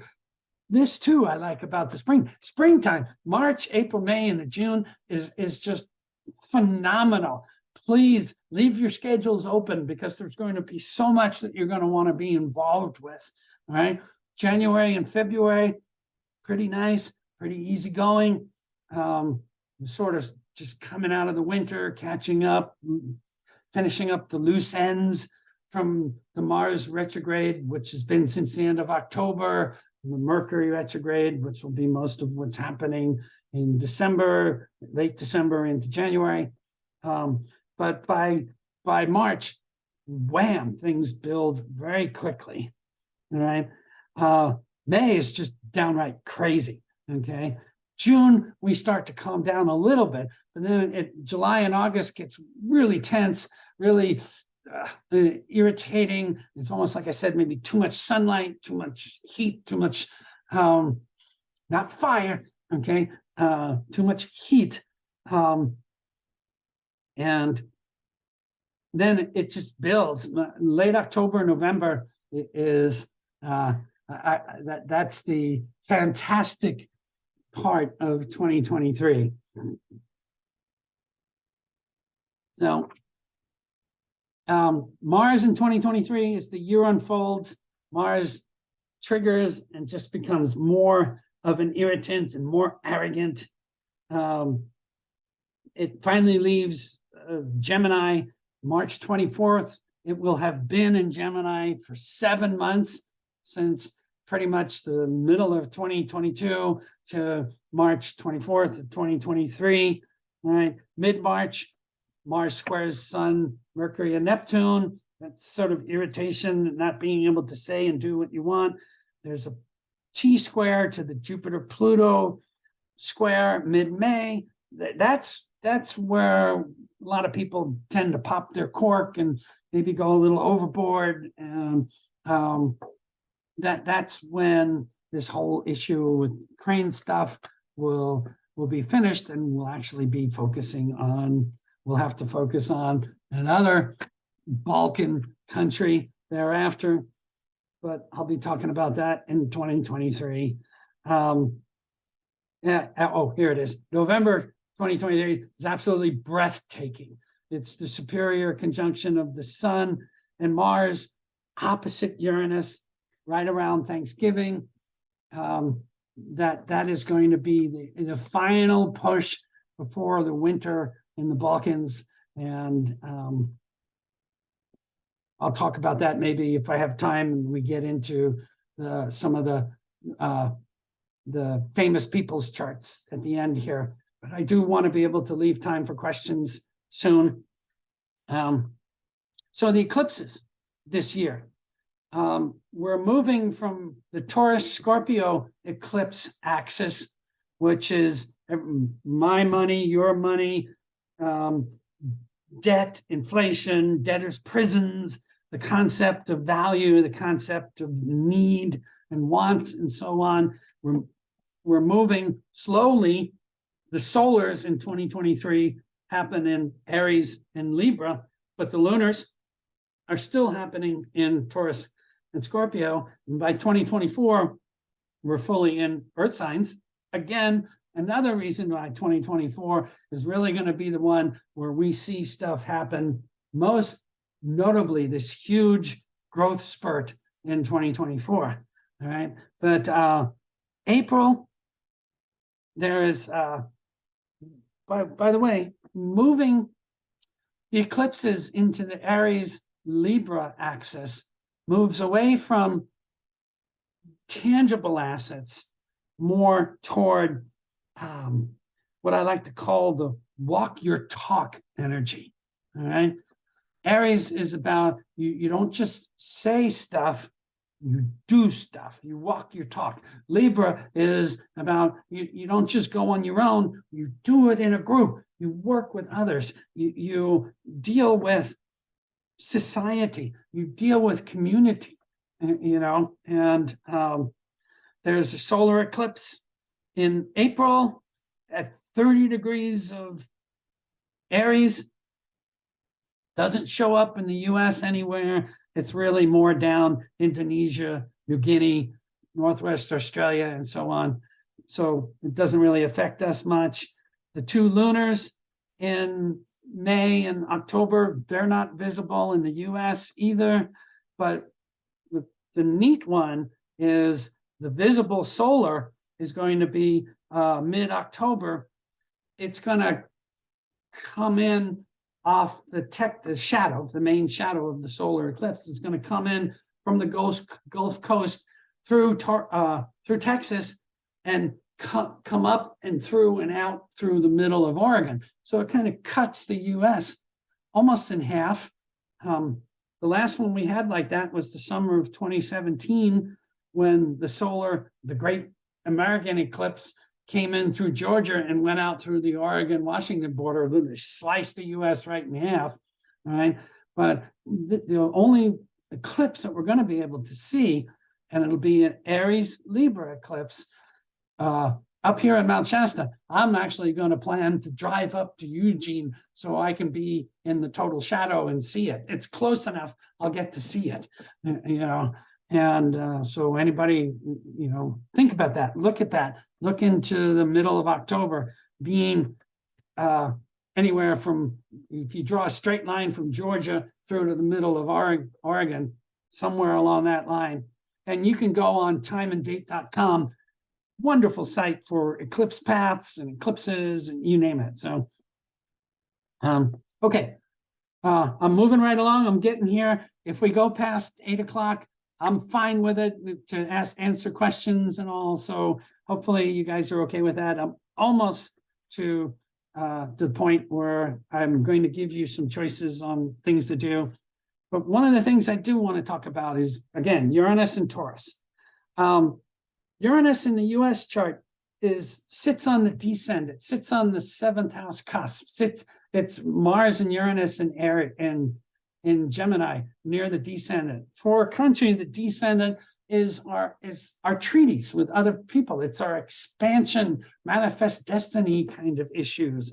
And it's how we deal with other countries in the world. Interestingly enough, every time Uranus has been in Taurus, we've had these huge warlike things happen with the US, right? And expansionism, colonization, things like this, where we've taken over and developed property. 1526, the Spaniards colonized North Carolina. 1607 was Jamestown. 1690 was the Indian Wars. You know, we want this land, not you. 1770s was the American Revolution. 1860s, Civil War. 1940s, World War II. Now we have Uranus and Taurus again. And, you know, I'm sorry, the Ukraine proxy war is only the beginning, all right? We're going to have to deal with that through 24 and into 2025. And because the US is having a Pluto return and we are losing our capital, we are losing our standard in the world, rightly so, because again, Pluto is karma, what you have given for the last 248 years.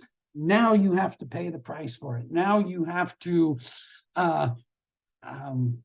what is that? When you have to do penance in a way. And it's a restructuring of the US. I would not be surprised if we don't end up changing the Constitution. It's definitely over the next 2 years, certain borders of the states or new countries or Puerto Rico or DC or whatever, those are going to change. The boundaries that we know as the United States are going to be different within the next 2 years. All right.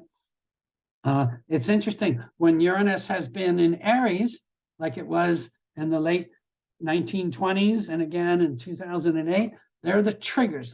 They trigger economic collapses. Okay. When Uranus goes into Taurus, we end up, it screws with the supply lines. All right. Last time it was the victory gardens. This time I've been calling it the vitality gardens.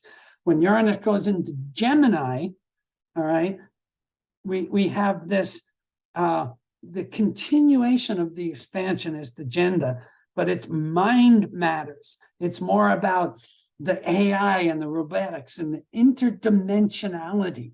This is where Uranus and Gemini, the next 2025 to 2032, we will be able to move through portals, you know, perceptions and abilities. When Uranus first moves into Gemini, it disrupts the old methods, the Gemini's communication, perception, you know, this whole social media stuff that's coming to the fore now. I'm really liking what I think Uranus is going to do in the latter 2020s. And so,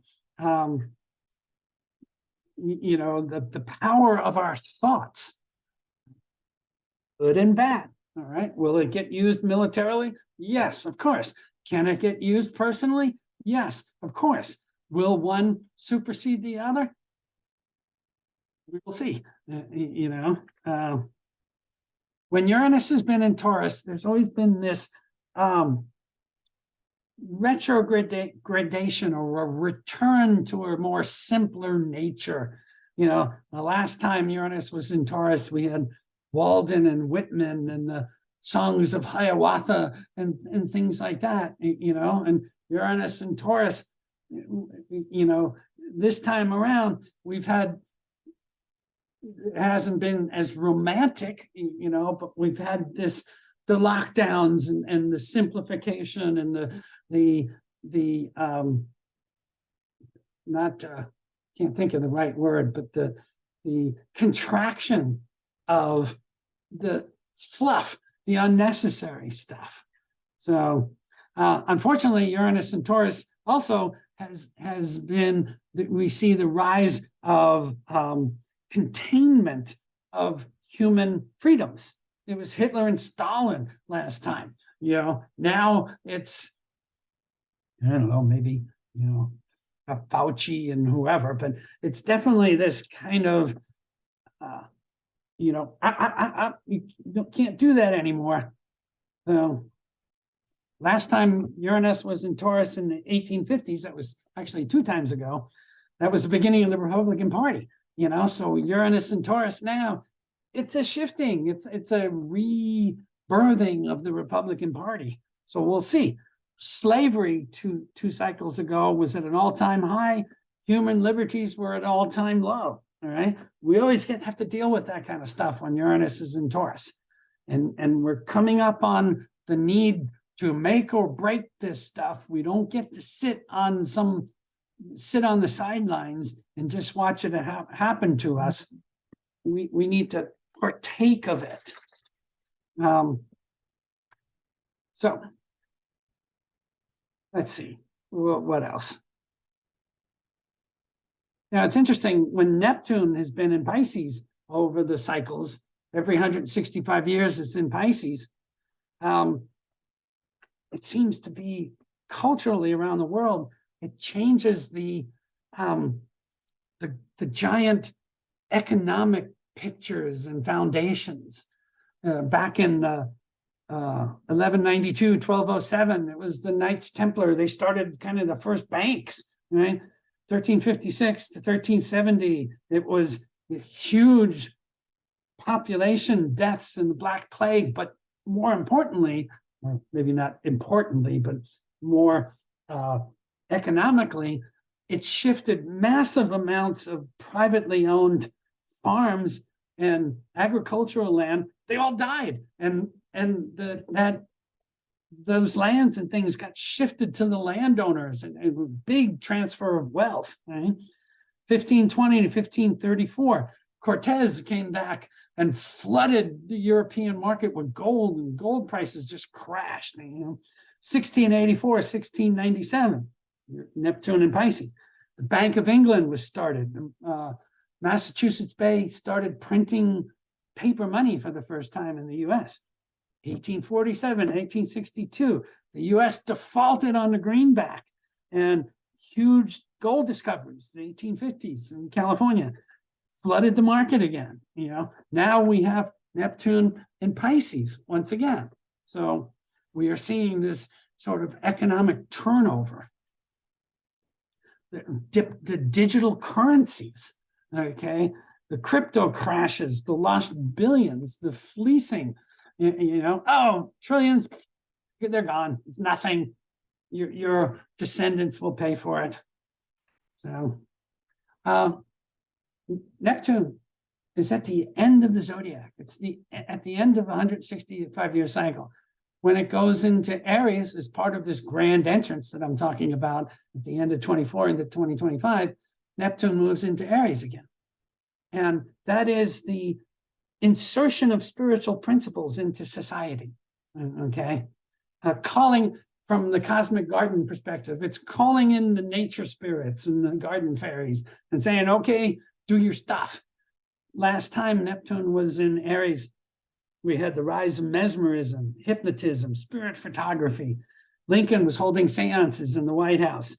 The Salvation Army, the intense Christian missionary work, the Baha'i and the Jehovah's Witnesses were starting, the Ku Klux Klan, but it was an attempt to manifest the intangible and bring it into our life, so that's coming too, and most of all, I'm really looking forward to the shakeup in the Jupiter-Uranus conjunction of 2024.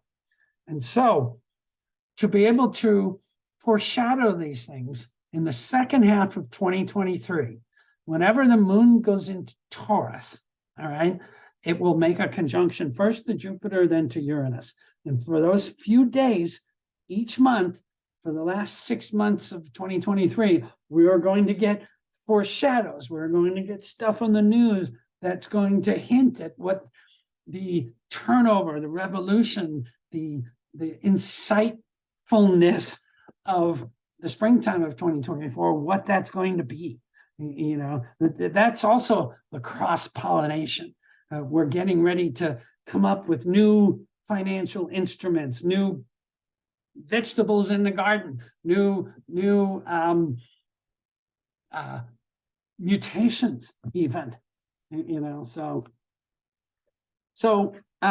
to wrap it up before I go into, I'm going to give you guys a choice of either me detailing very quickly month by month, or going into like Biden's and Putin's chart, or asking questions, or all the above if we want to go later. So I'm fine, but just some quick wrap up before the end. January 1st, I'm doing the full day workshop where we take people's personal transits for the year, and I delve distinctly into how 2023 is going to manifest because of the participants' charts. So that's available. You can go to my website, Mount Shasta Astrologer. Mid-February, wonderful time. My wife and I, Kuala, we're going to do a Valentine's Day workshop. Actually, it's the 17th, 18th, and 19th of February, and we're calling it Love Lives. Okay. My wife does quantum healing hypnosis, and we deal with past lives. I deal with the present. So there's the quantum healing present, and the astrology heals with the future. But it's like, and it's for couples only. And so how did the couples interact in past lives? How are they, what's the astrology of the comparisons now? And where are we headed in those lives? So I'll talk more about those in the January and February newsletters. If you don't get that, go to my website, subscribe. It's free, comes out usually right the last day of the month for the following month. And that would make a pretty cool Valentine's gift. So let me go back here for a second and open it up for questions. Anybody have any questions or things that they would like me to address? And again, since we have like 20 people, better if you can just type it in the chat, and I'll deal with it that way. Let's see, what else? In the meantime, you guys can type in whether you want me to go month by month, whether you want to look at, you know, Trump and Putin and Biden and the US chart or things like that, or what. I wanted to open this up to what you folks wanted to talk about more. So month by month.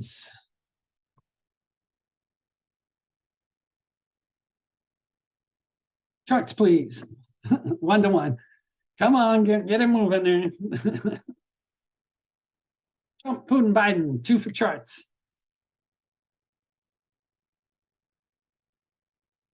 The housing crash.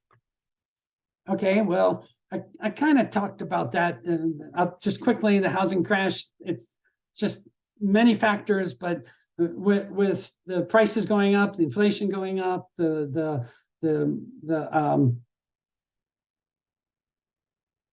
you know, the defaulting and so on, the fall is going to be the time to deal with buying homes, not selling them.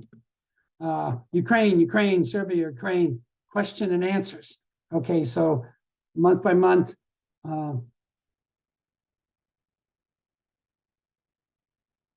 Okay, so kind of a mix. So let me actually mix them back and forth. All right, I'll do a few on the US chart or Ukraine or whatever, and then come back to some of the months. So quickly, January is a really nice month. Okay, 3 planets are turning direct, kind of kicks off 3 months of no retrogrades. February, another easy month. The beginning of the month is harder than the middle. The middle is the most transformative. The end of the month is quite blissful. It's one of the reasons why Colin and I want to do a workshop around then. March is the springboard of the year, 5 planets changing signs, the Jupiter Chiron conjunction. April's very optimistic, the double Aries baby blue moon, the solar eclipse. Mercury goes retrograde on the 21st. It'll be retrograde in Taurus and Earth signs. Again, that's Taurus is food, finances, and so on. So you kind of want to make sure that the tangible things, the engines that you have in your life, you've done the maintenance on them before the end of April, because they're going to need it. Right? May is just crazy town. Okay. Lunar eclipse in Scorpio, Jupiter square Pluto, T squared from Mars, outletting to Scorpio, especially with Biden, all of his planets in Scorpio in the 12th house. What he ends up doing in through there is really going to piss a lot of people off. All right. So I'll talk about that. I'll definitely be talking about it as I do the monthly forecasts. All right. June, decent beginning, unclear end.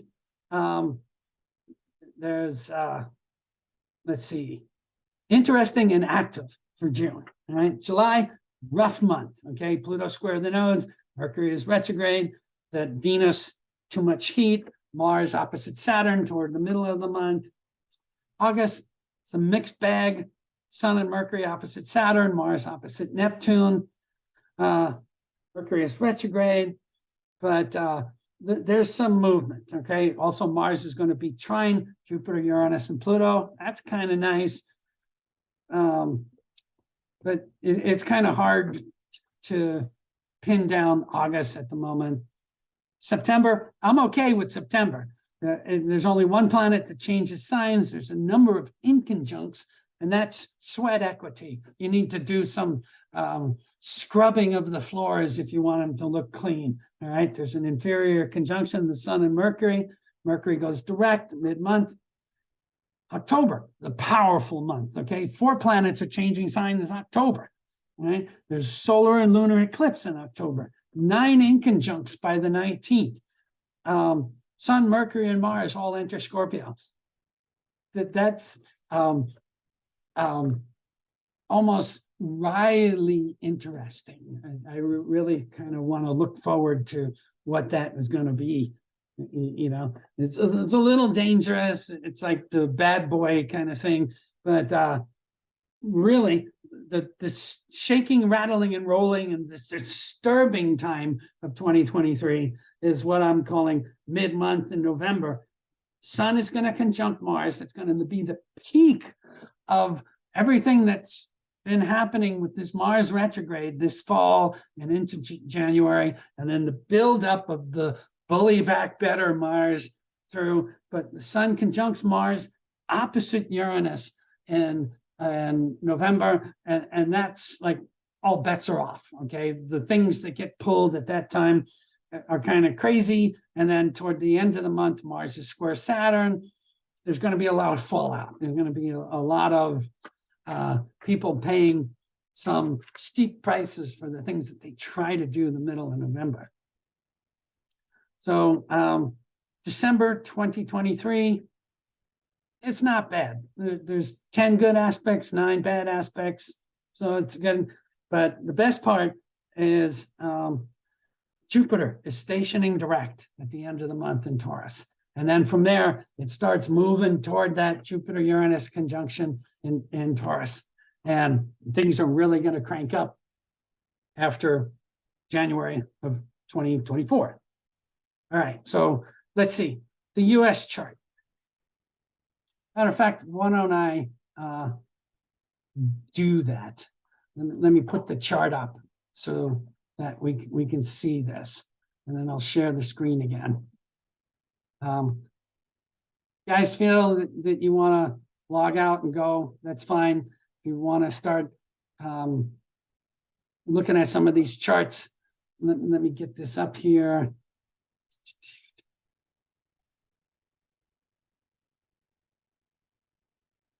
Okay, you should be able to see the US chart.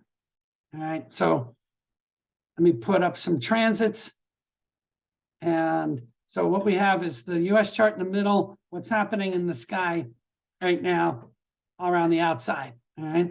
And the main thing I want to point out is the Mars retrograde that's been going on since October, will continue until the middle of January, is going to go back and forth 3 times over the Mars Uranus in Gemini, all right? This is the last time this happened. The US was planning the D-Day invasion, okay? This doesn't happen very often. And this is very militaristic, very Martian. It's this whole Ukraine stuff, but it's more than that. It's taking on China and Taiwan and taking on Haiti and various places around the world where we're just it's like manifest destiny kind of thing. I don't like this. We're overextending ourselves. And once Jupiter goes direct, once Mars goes direct in the middle of January, we're going to see that we overextended ourselves, and we're going to spend late January, February into March attempting to go, okay, oh, wait, pull them back. This is, too many people. We're losing too many people. We're losing too much equipment. Stop. So that's one of the big things. All right. One of the main things, of course, is this Pluto right here. Transiting Pluto is making the Pluto return. And this is the big thing in the house of money and finance and our national debt and our stock market and so on. And this is total transformation.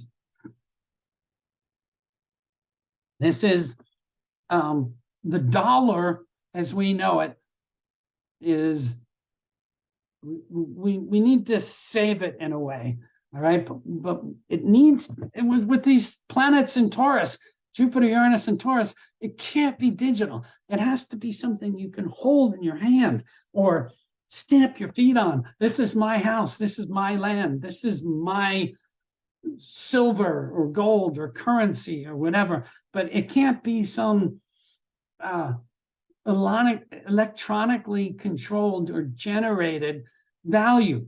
That's going to just kind of, much of that's going to go up in smoke when Uranus goes into Gemini in 2025, and it disrupts this whole crypto thing. It disrupts the whole central digital bank currency things. And we're going to spend years trying to figure that one out. And in the meantime, again, it's the personal gardens that will have to do most of the carrying of the water on that one. So when is that? I didn't see when that came up, so I don't know when is that, what that refers to. Okay, so something about the United States chart. Saturn has been in Aquarius in the 3rd house. And so Saturn is always restriction and control, and it's the taskmaster at the back of the room. That's why we have this whole issue with the government and the social media behemoths hand in hand, limiting expression, ideas, inventions, information. So, Saturn going into Pisces, that's going to lighten that up, which I'm going to really be glad to see. The Jupiter-Uranus conjunction is going to happen here in the 6th house of the US. And so that's habits and health. All right. So that 2024 stuff is going to be, what do you get to do on a daily basis? What kind of stuff do you have to deal with? What can you open the refrigerator and see? What can you go out the door and do? What do you like to do daily? What do you like to do that contributes to your health? The Jupiter-Uranus conjunction in through there, the idea of holding on to that, owning it, saying to people, no, you don't get to take it away from me, that's critical. in through here. Sixth house is the house of service. The sixth house is the house of your family and the people that you work with and the people that you have to deal with day to day. All right. And the Taurus, it's how do we nurture them? How do we nurture us together? This is sort of the big things that are coming for the US. Here's Biden's chart. Okay, the middle of this chart is Biden's chart. And I remember the first time I looked at this chart, I have a lot of planets in Scorpio, okay, more than this, but I don't have them in the 12th house. All right, that's nasty. Okay, that's backroom, dark budgets, sort of hidden enemy kind of thing.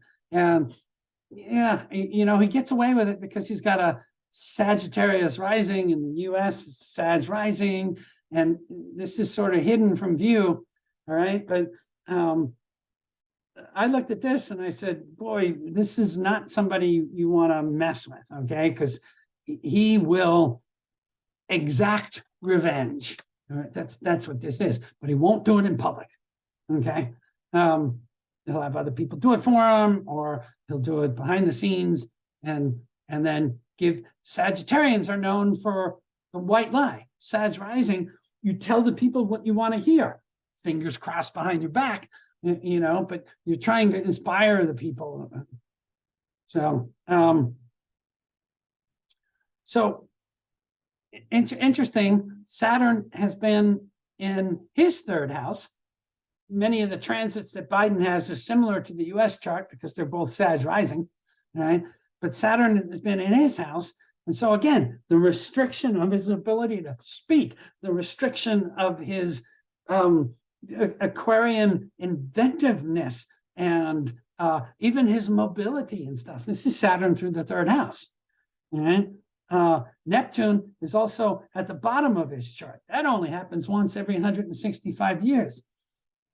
Biden should be sitting by a lake somewhere, or by, taking in the Neptune at the bottom of the chart. That's a spiritual foundation. That's where you make the universe, you make God what you stand on. Okay, this is not. I think that's one of the reasons why he just seems like he's not here. He doesn't want to be out in public. He wants. I mean, look, all the transits of all the planets that are going on at the moment for him are all below the horizon. Mars is the only one, and that almost backs. There's nothing up here. That's not a planet, and the moon every month kind of moves around, but all the major planets are below the horizon. He should have never ran for president. It's not about his policies. It's about these transits going across the bottom of his chart. He needs to be working on his family and his home and his legacy and things like that, not trying to make waves in the world. And the big thing, this Mars retrograde that is retrograding in the 7th across the US chart, it's also retrograding 3 times over Biden's Saturn in the 7th. And again, go to any astrology book. Mars conjunct Saturn in the 7th house is a frustration. You don't get to do what you want out in the world. 7th house for a president, it's also the treaties that you have, the connections that you have with other countries. Mars retrograding back over Saturn since October into the middle of January. This is very frustrating for him. And again, Biden's the kind of person that this frustration can really come out in a very negative way. I think I'll just leave it at that. One of the things I do like when Jupiter goes into Taurus in May, it hits his moon. Jupiter conjunct the moon is wonderful, actually, but that's that's fifth house is usually more like his son and his family and his children and his ability to be playful and creative and so on. And so that's the one bright light in there that I think. But one of the things about Jupiter over the moon in Taurus is you can overdo it, you overeat, you overexert yourself, you play too much, you burn your candle at both ends. And once Jupiter gets off the moon and starts hitting the 6th, the Jupiter-Uranus conjunction that happens in the spring of 24 is in Biden's health house. This is not a good evolution of too much and then paying the price for it in 2024. And so this is, he really needs to be taking it a lot easier. Let's see, I got 2 things in chat. Maybe he's not really Biden.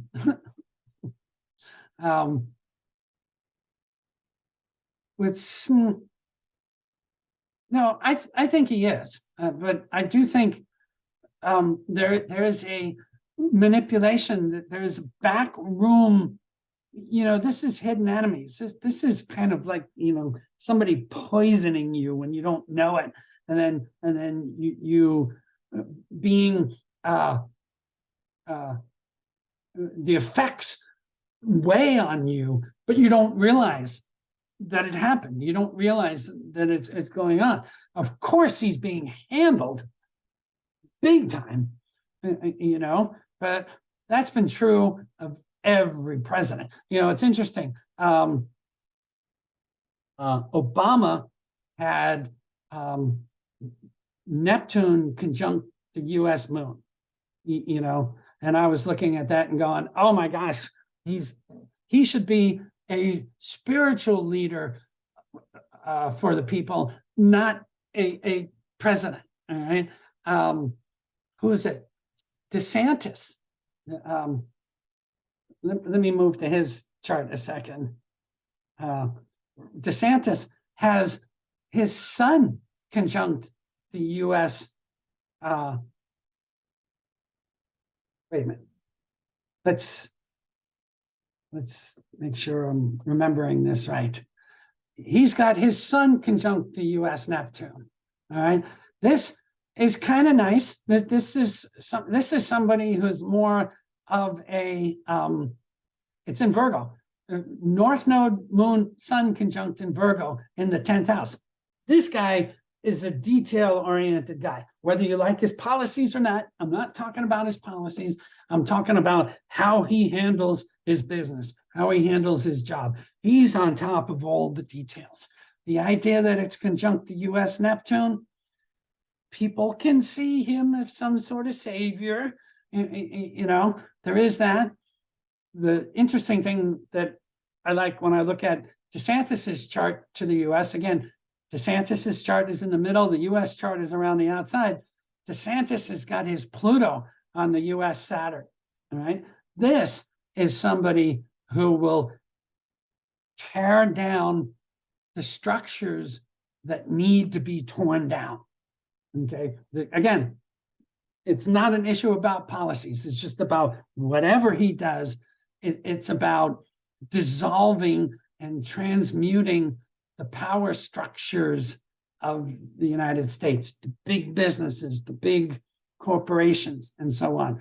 So that's a little scary, but it's also optimistic.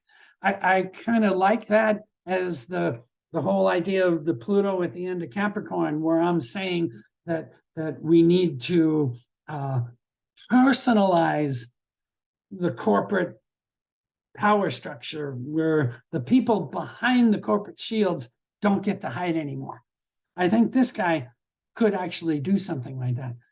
Problem is, I don't really see any really positive transits. I mean, he will have Jupiter up near, wait, let me go back to transits here.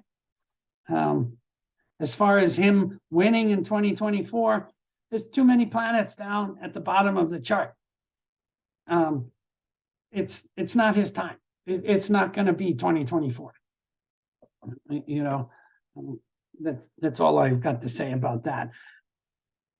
Trump, I look at Trump's chart. I've been saying since he left, actually before he left office the first time, that his big period of time is to come. Okay, it's when Jupiter moves up and gets into Gemini, okay, which is 2025, all right, 2026, and through here.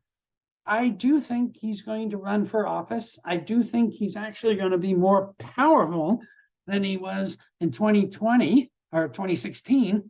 But he's got some health issues going on in here that I think are just going to pull the plug on him attempting to retake the throne.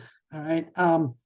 Pluto going into Aquarius is going to mess with his 6th house. Aquarius, it's your mind.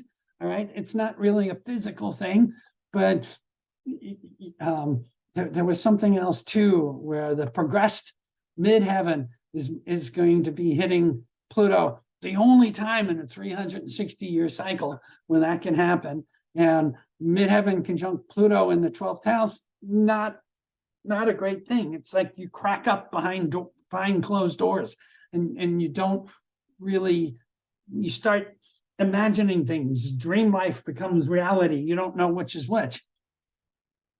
I do want to point out, he's got this, stellium up here, Sun, North Node, Uranus in the 10th house in Gemini. Of course, he's going to be all over the planet. Of course, he's going to be powerful. And it's his reputation, it's his talking that takes place. The Mars retrograde has been going back and forth over all 3 of these planets.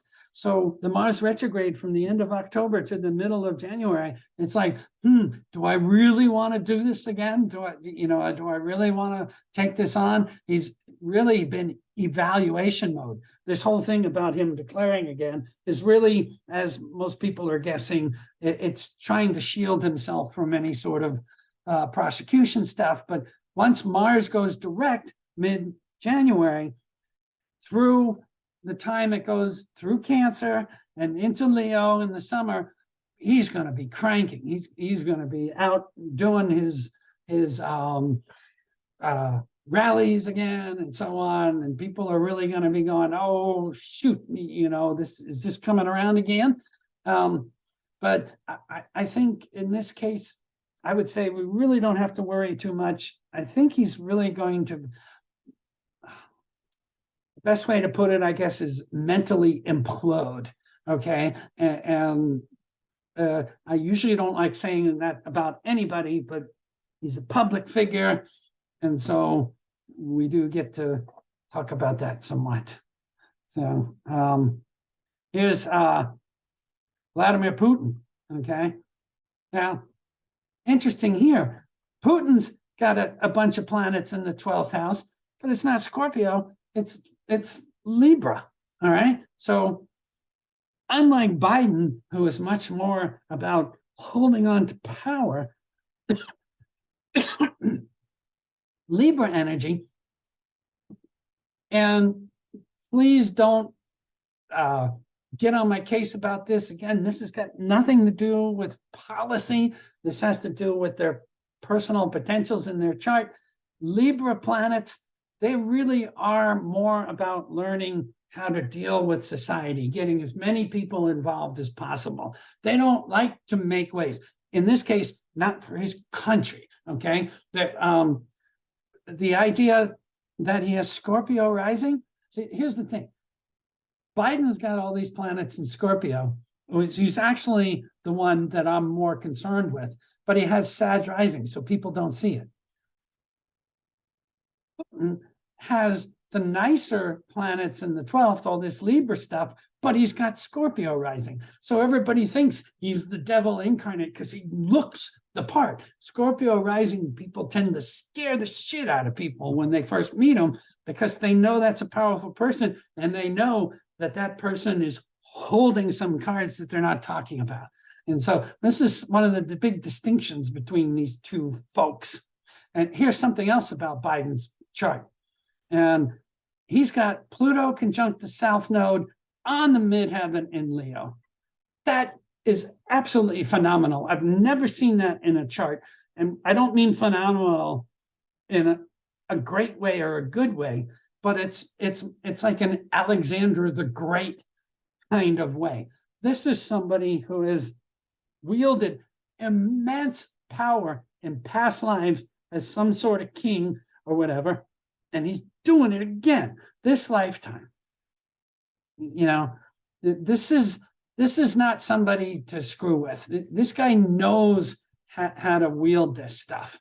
The Ukrainian chart, I didn't set it up to put it in here, but I've talked about that chart, the 1991 birth chart, and it's absolutely, it's not a great chart for a country in its independence. It's really a puppet master, whether it's Russia or US or whoever. It doesn't really get to stand on its own. And one of the things, when I said this back in March of this year, by the way, this whole Ukraine thing started, there was a Mars-Pluto conjunction on March 3rd of 2022. And I had said in the 2022 forecast that the week leading up to that March 3rd was going to be the big moment in 2022. And literally a week before March 3rd was when Putin invaded Ukraine, you know, and we've been dealing with that ever since. That stuff comes to a peak November of 2023, okay? Not this winter, not next spring, November of 2023. And it's going to involve more than just the Ukraine, right? One of the things that's going on here, okay, is that Putin's got Uranus going over Jupiter in the 7th. This is a once in a lifetime thing. It's happening over the next year. Jupiter in the 7th is definitely somebody who wants land, wants ownership, wants lots of vassals, you know. Uranus conjunct that. This is like the one time in his life where he is going to risk more than ever in his life to be able to make that happen. All right. The Jupiter, the Saturn Neptune conjunction that's coming up in 2025, 26, actually early 26, is going to be in his 4th house. And this is somebody who wants to remake it's like remaking the Soviet Union in a way. It's between this 30-year cycle and this 80-year cycle and a 12-year cycle. This guy is not going to bow down. Guy is not going to stop. He feels that he is being the ambassador or the shepherd or the moderator for the bulk of his country, the bulk of his people, his community, okay? And this, he is thinking more about legacy than Biden is. One of the things I said very early on in March when I said, nope, Putin, in March, I said, no, Ukraine's is going to dissolve. It doesn't have the chart to hold. And it's not going to be for about another 10 years until 2032 that Ukraine finally gets its independence again and creates a better new birth chart that can be independent of whomever is ruling the country between now and then. You know, so, but I was looking at this and go, nope, this kind of chart, there's no way he's going to back down. This is go for broke stuff here. And, oh, well. And honestly, it's, by the way, it's got nothing to do with democracy. Okay, I'm sorry, but Ukraine is one of the more nefarious democracies in the world, if I would even call it a democracy, especially now. Of course, they're using war powers to silence massive amounts of the population. All right. Okay, here's one. Elon Musk. Okay. So I look at his chart. One of the things, Elon Musk, oh, and DeSantis, we didn't have birth times for either one of them. So it's kind of hard to put planets in houses, but we can look at the planetary triggers transit to natal, all right? And with Elon Musk, one of the main things is he is finishing up a period of time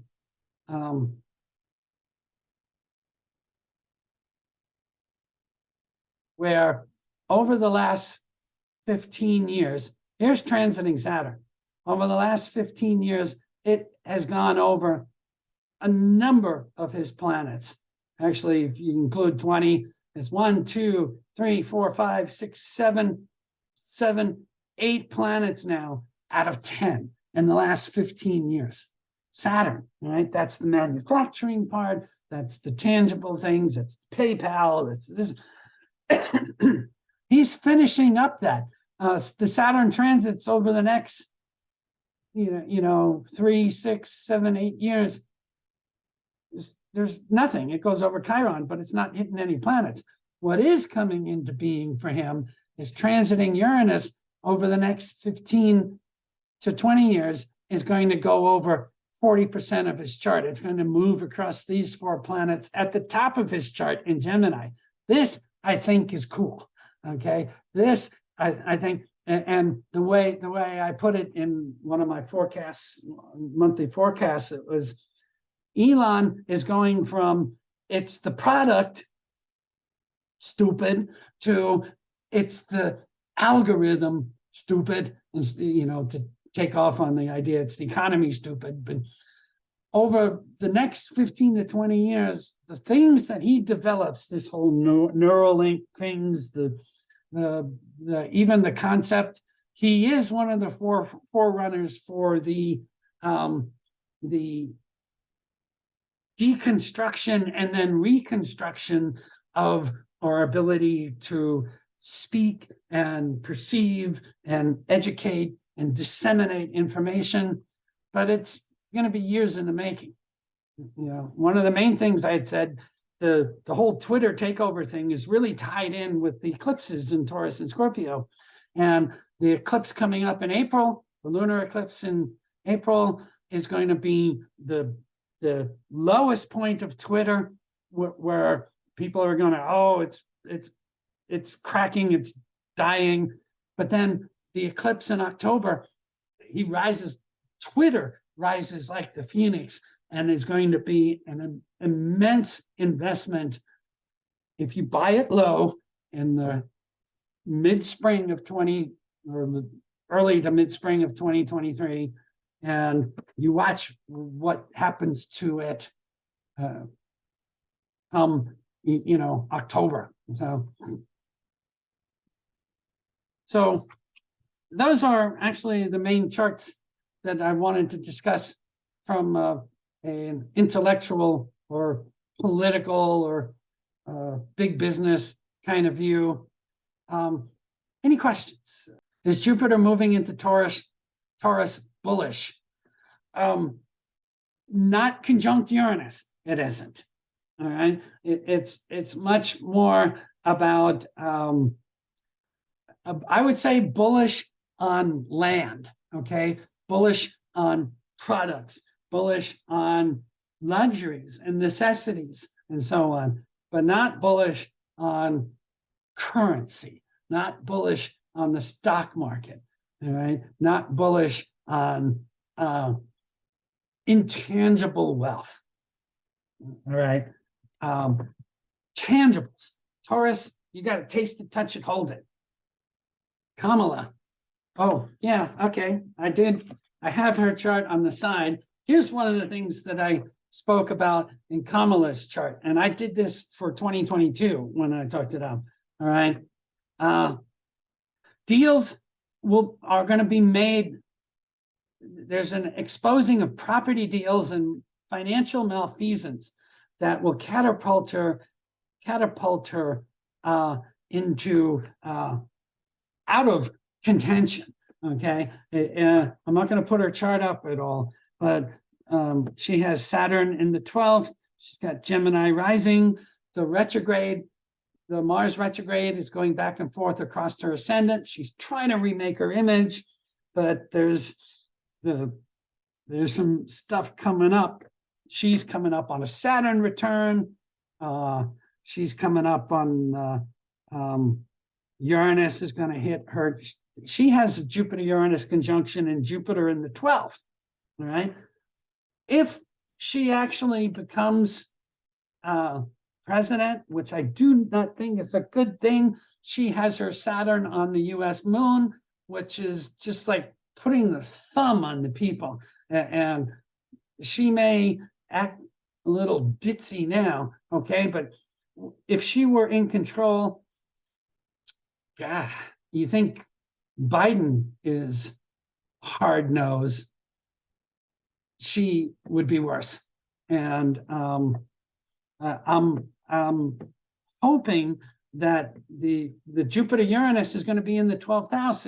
It's her closet. The things that are going to come out of her closet that she has tried to hide and stuff is really going to come out. And after Jupiter goes direct at the end of 2023 into the springtime of 2024, and whether she ends up taking over the role for a little while, there's no way that she's going to be the candidate for the 2024 elections.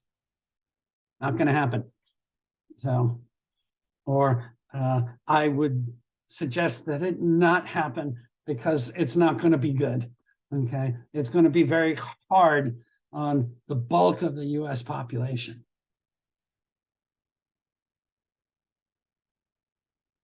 Well, I do post your stuff on a major international blog. Should I back off on that? If you're talking about Harriet, if you're talking about posting this video on a blog, no, I don't want you guys posting the video. I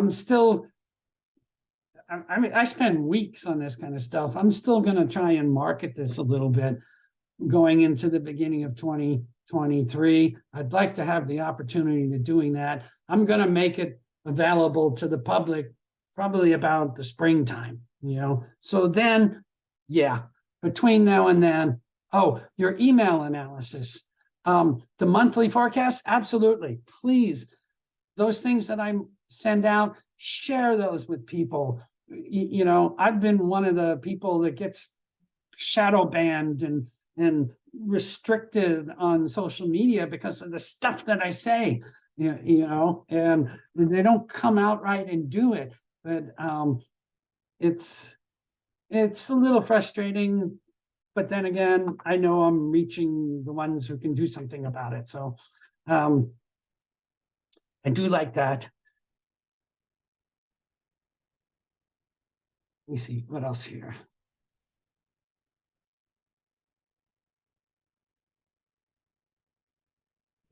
I was just looking at Kamala's chart to see if there was something else that I had put down.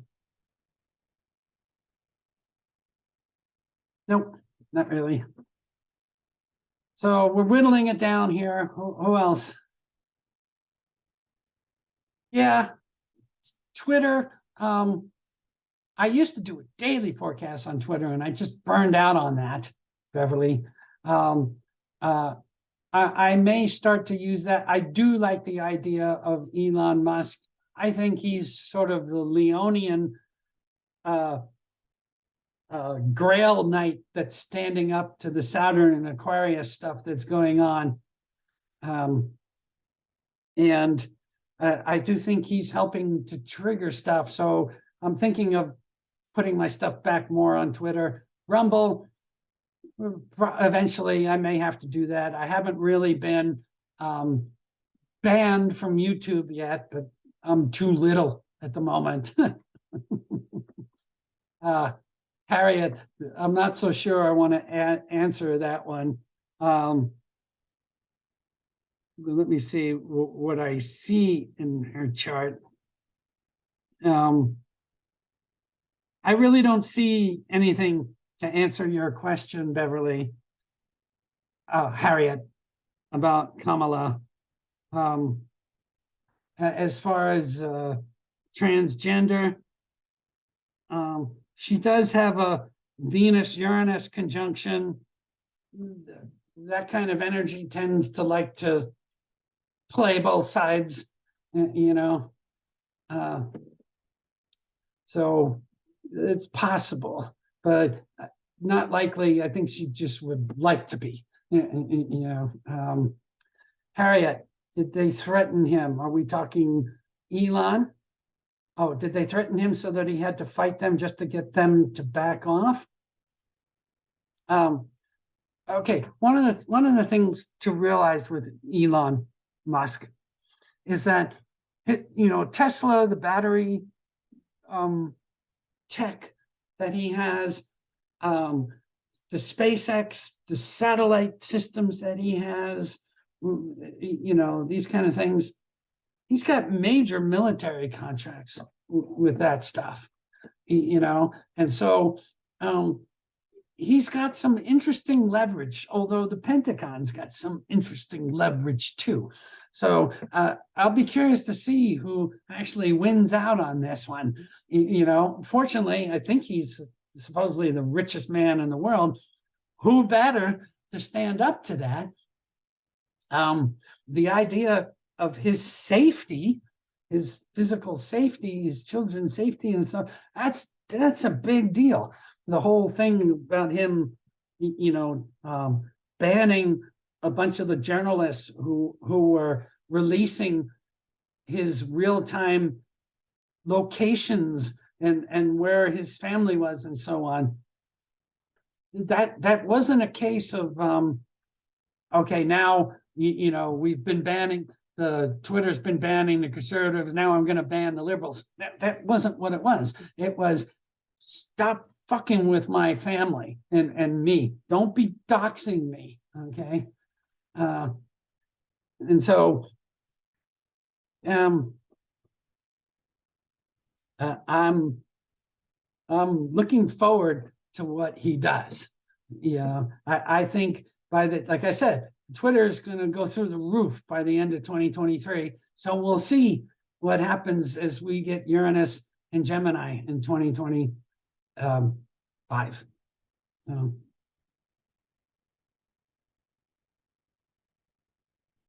Yeah, there is, you know, and again, one of the things I've always said about the Aquarian age is that it's devoid of any individual heroes. It's opposite of Leo.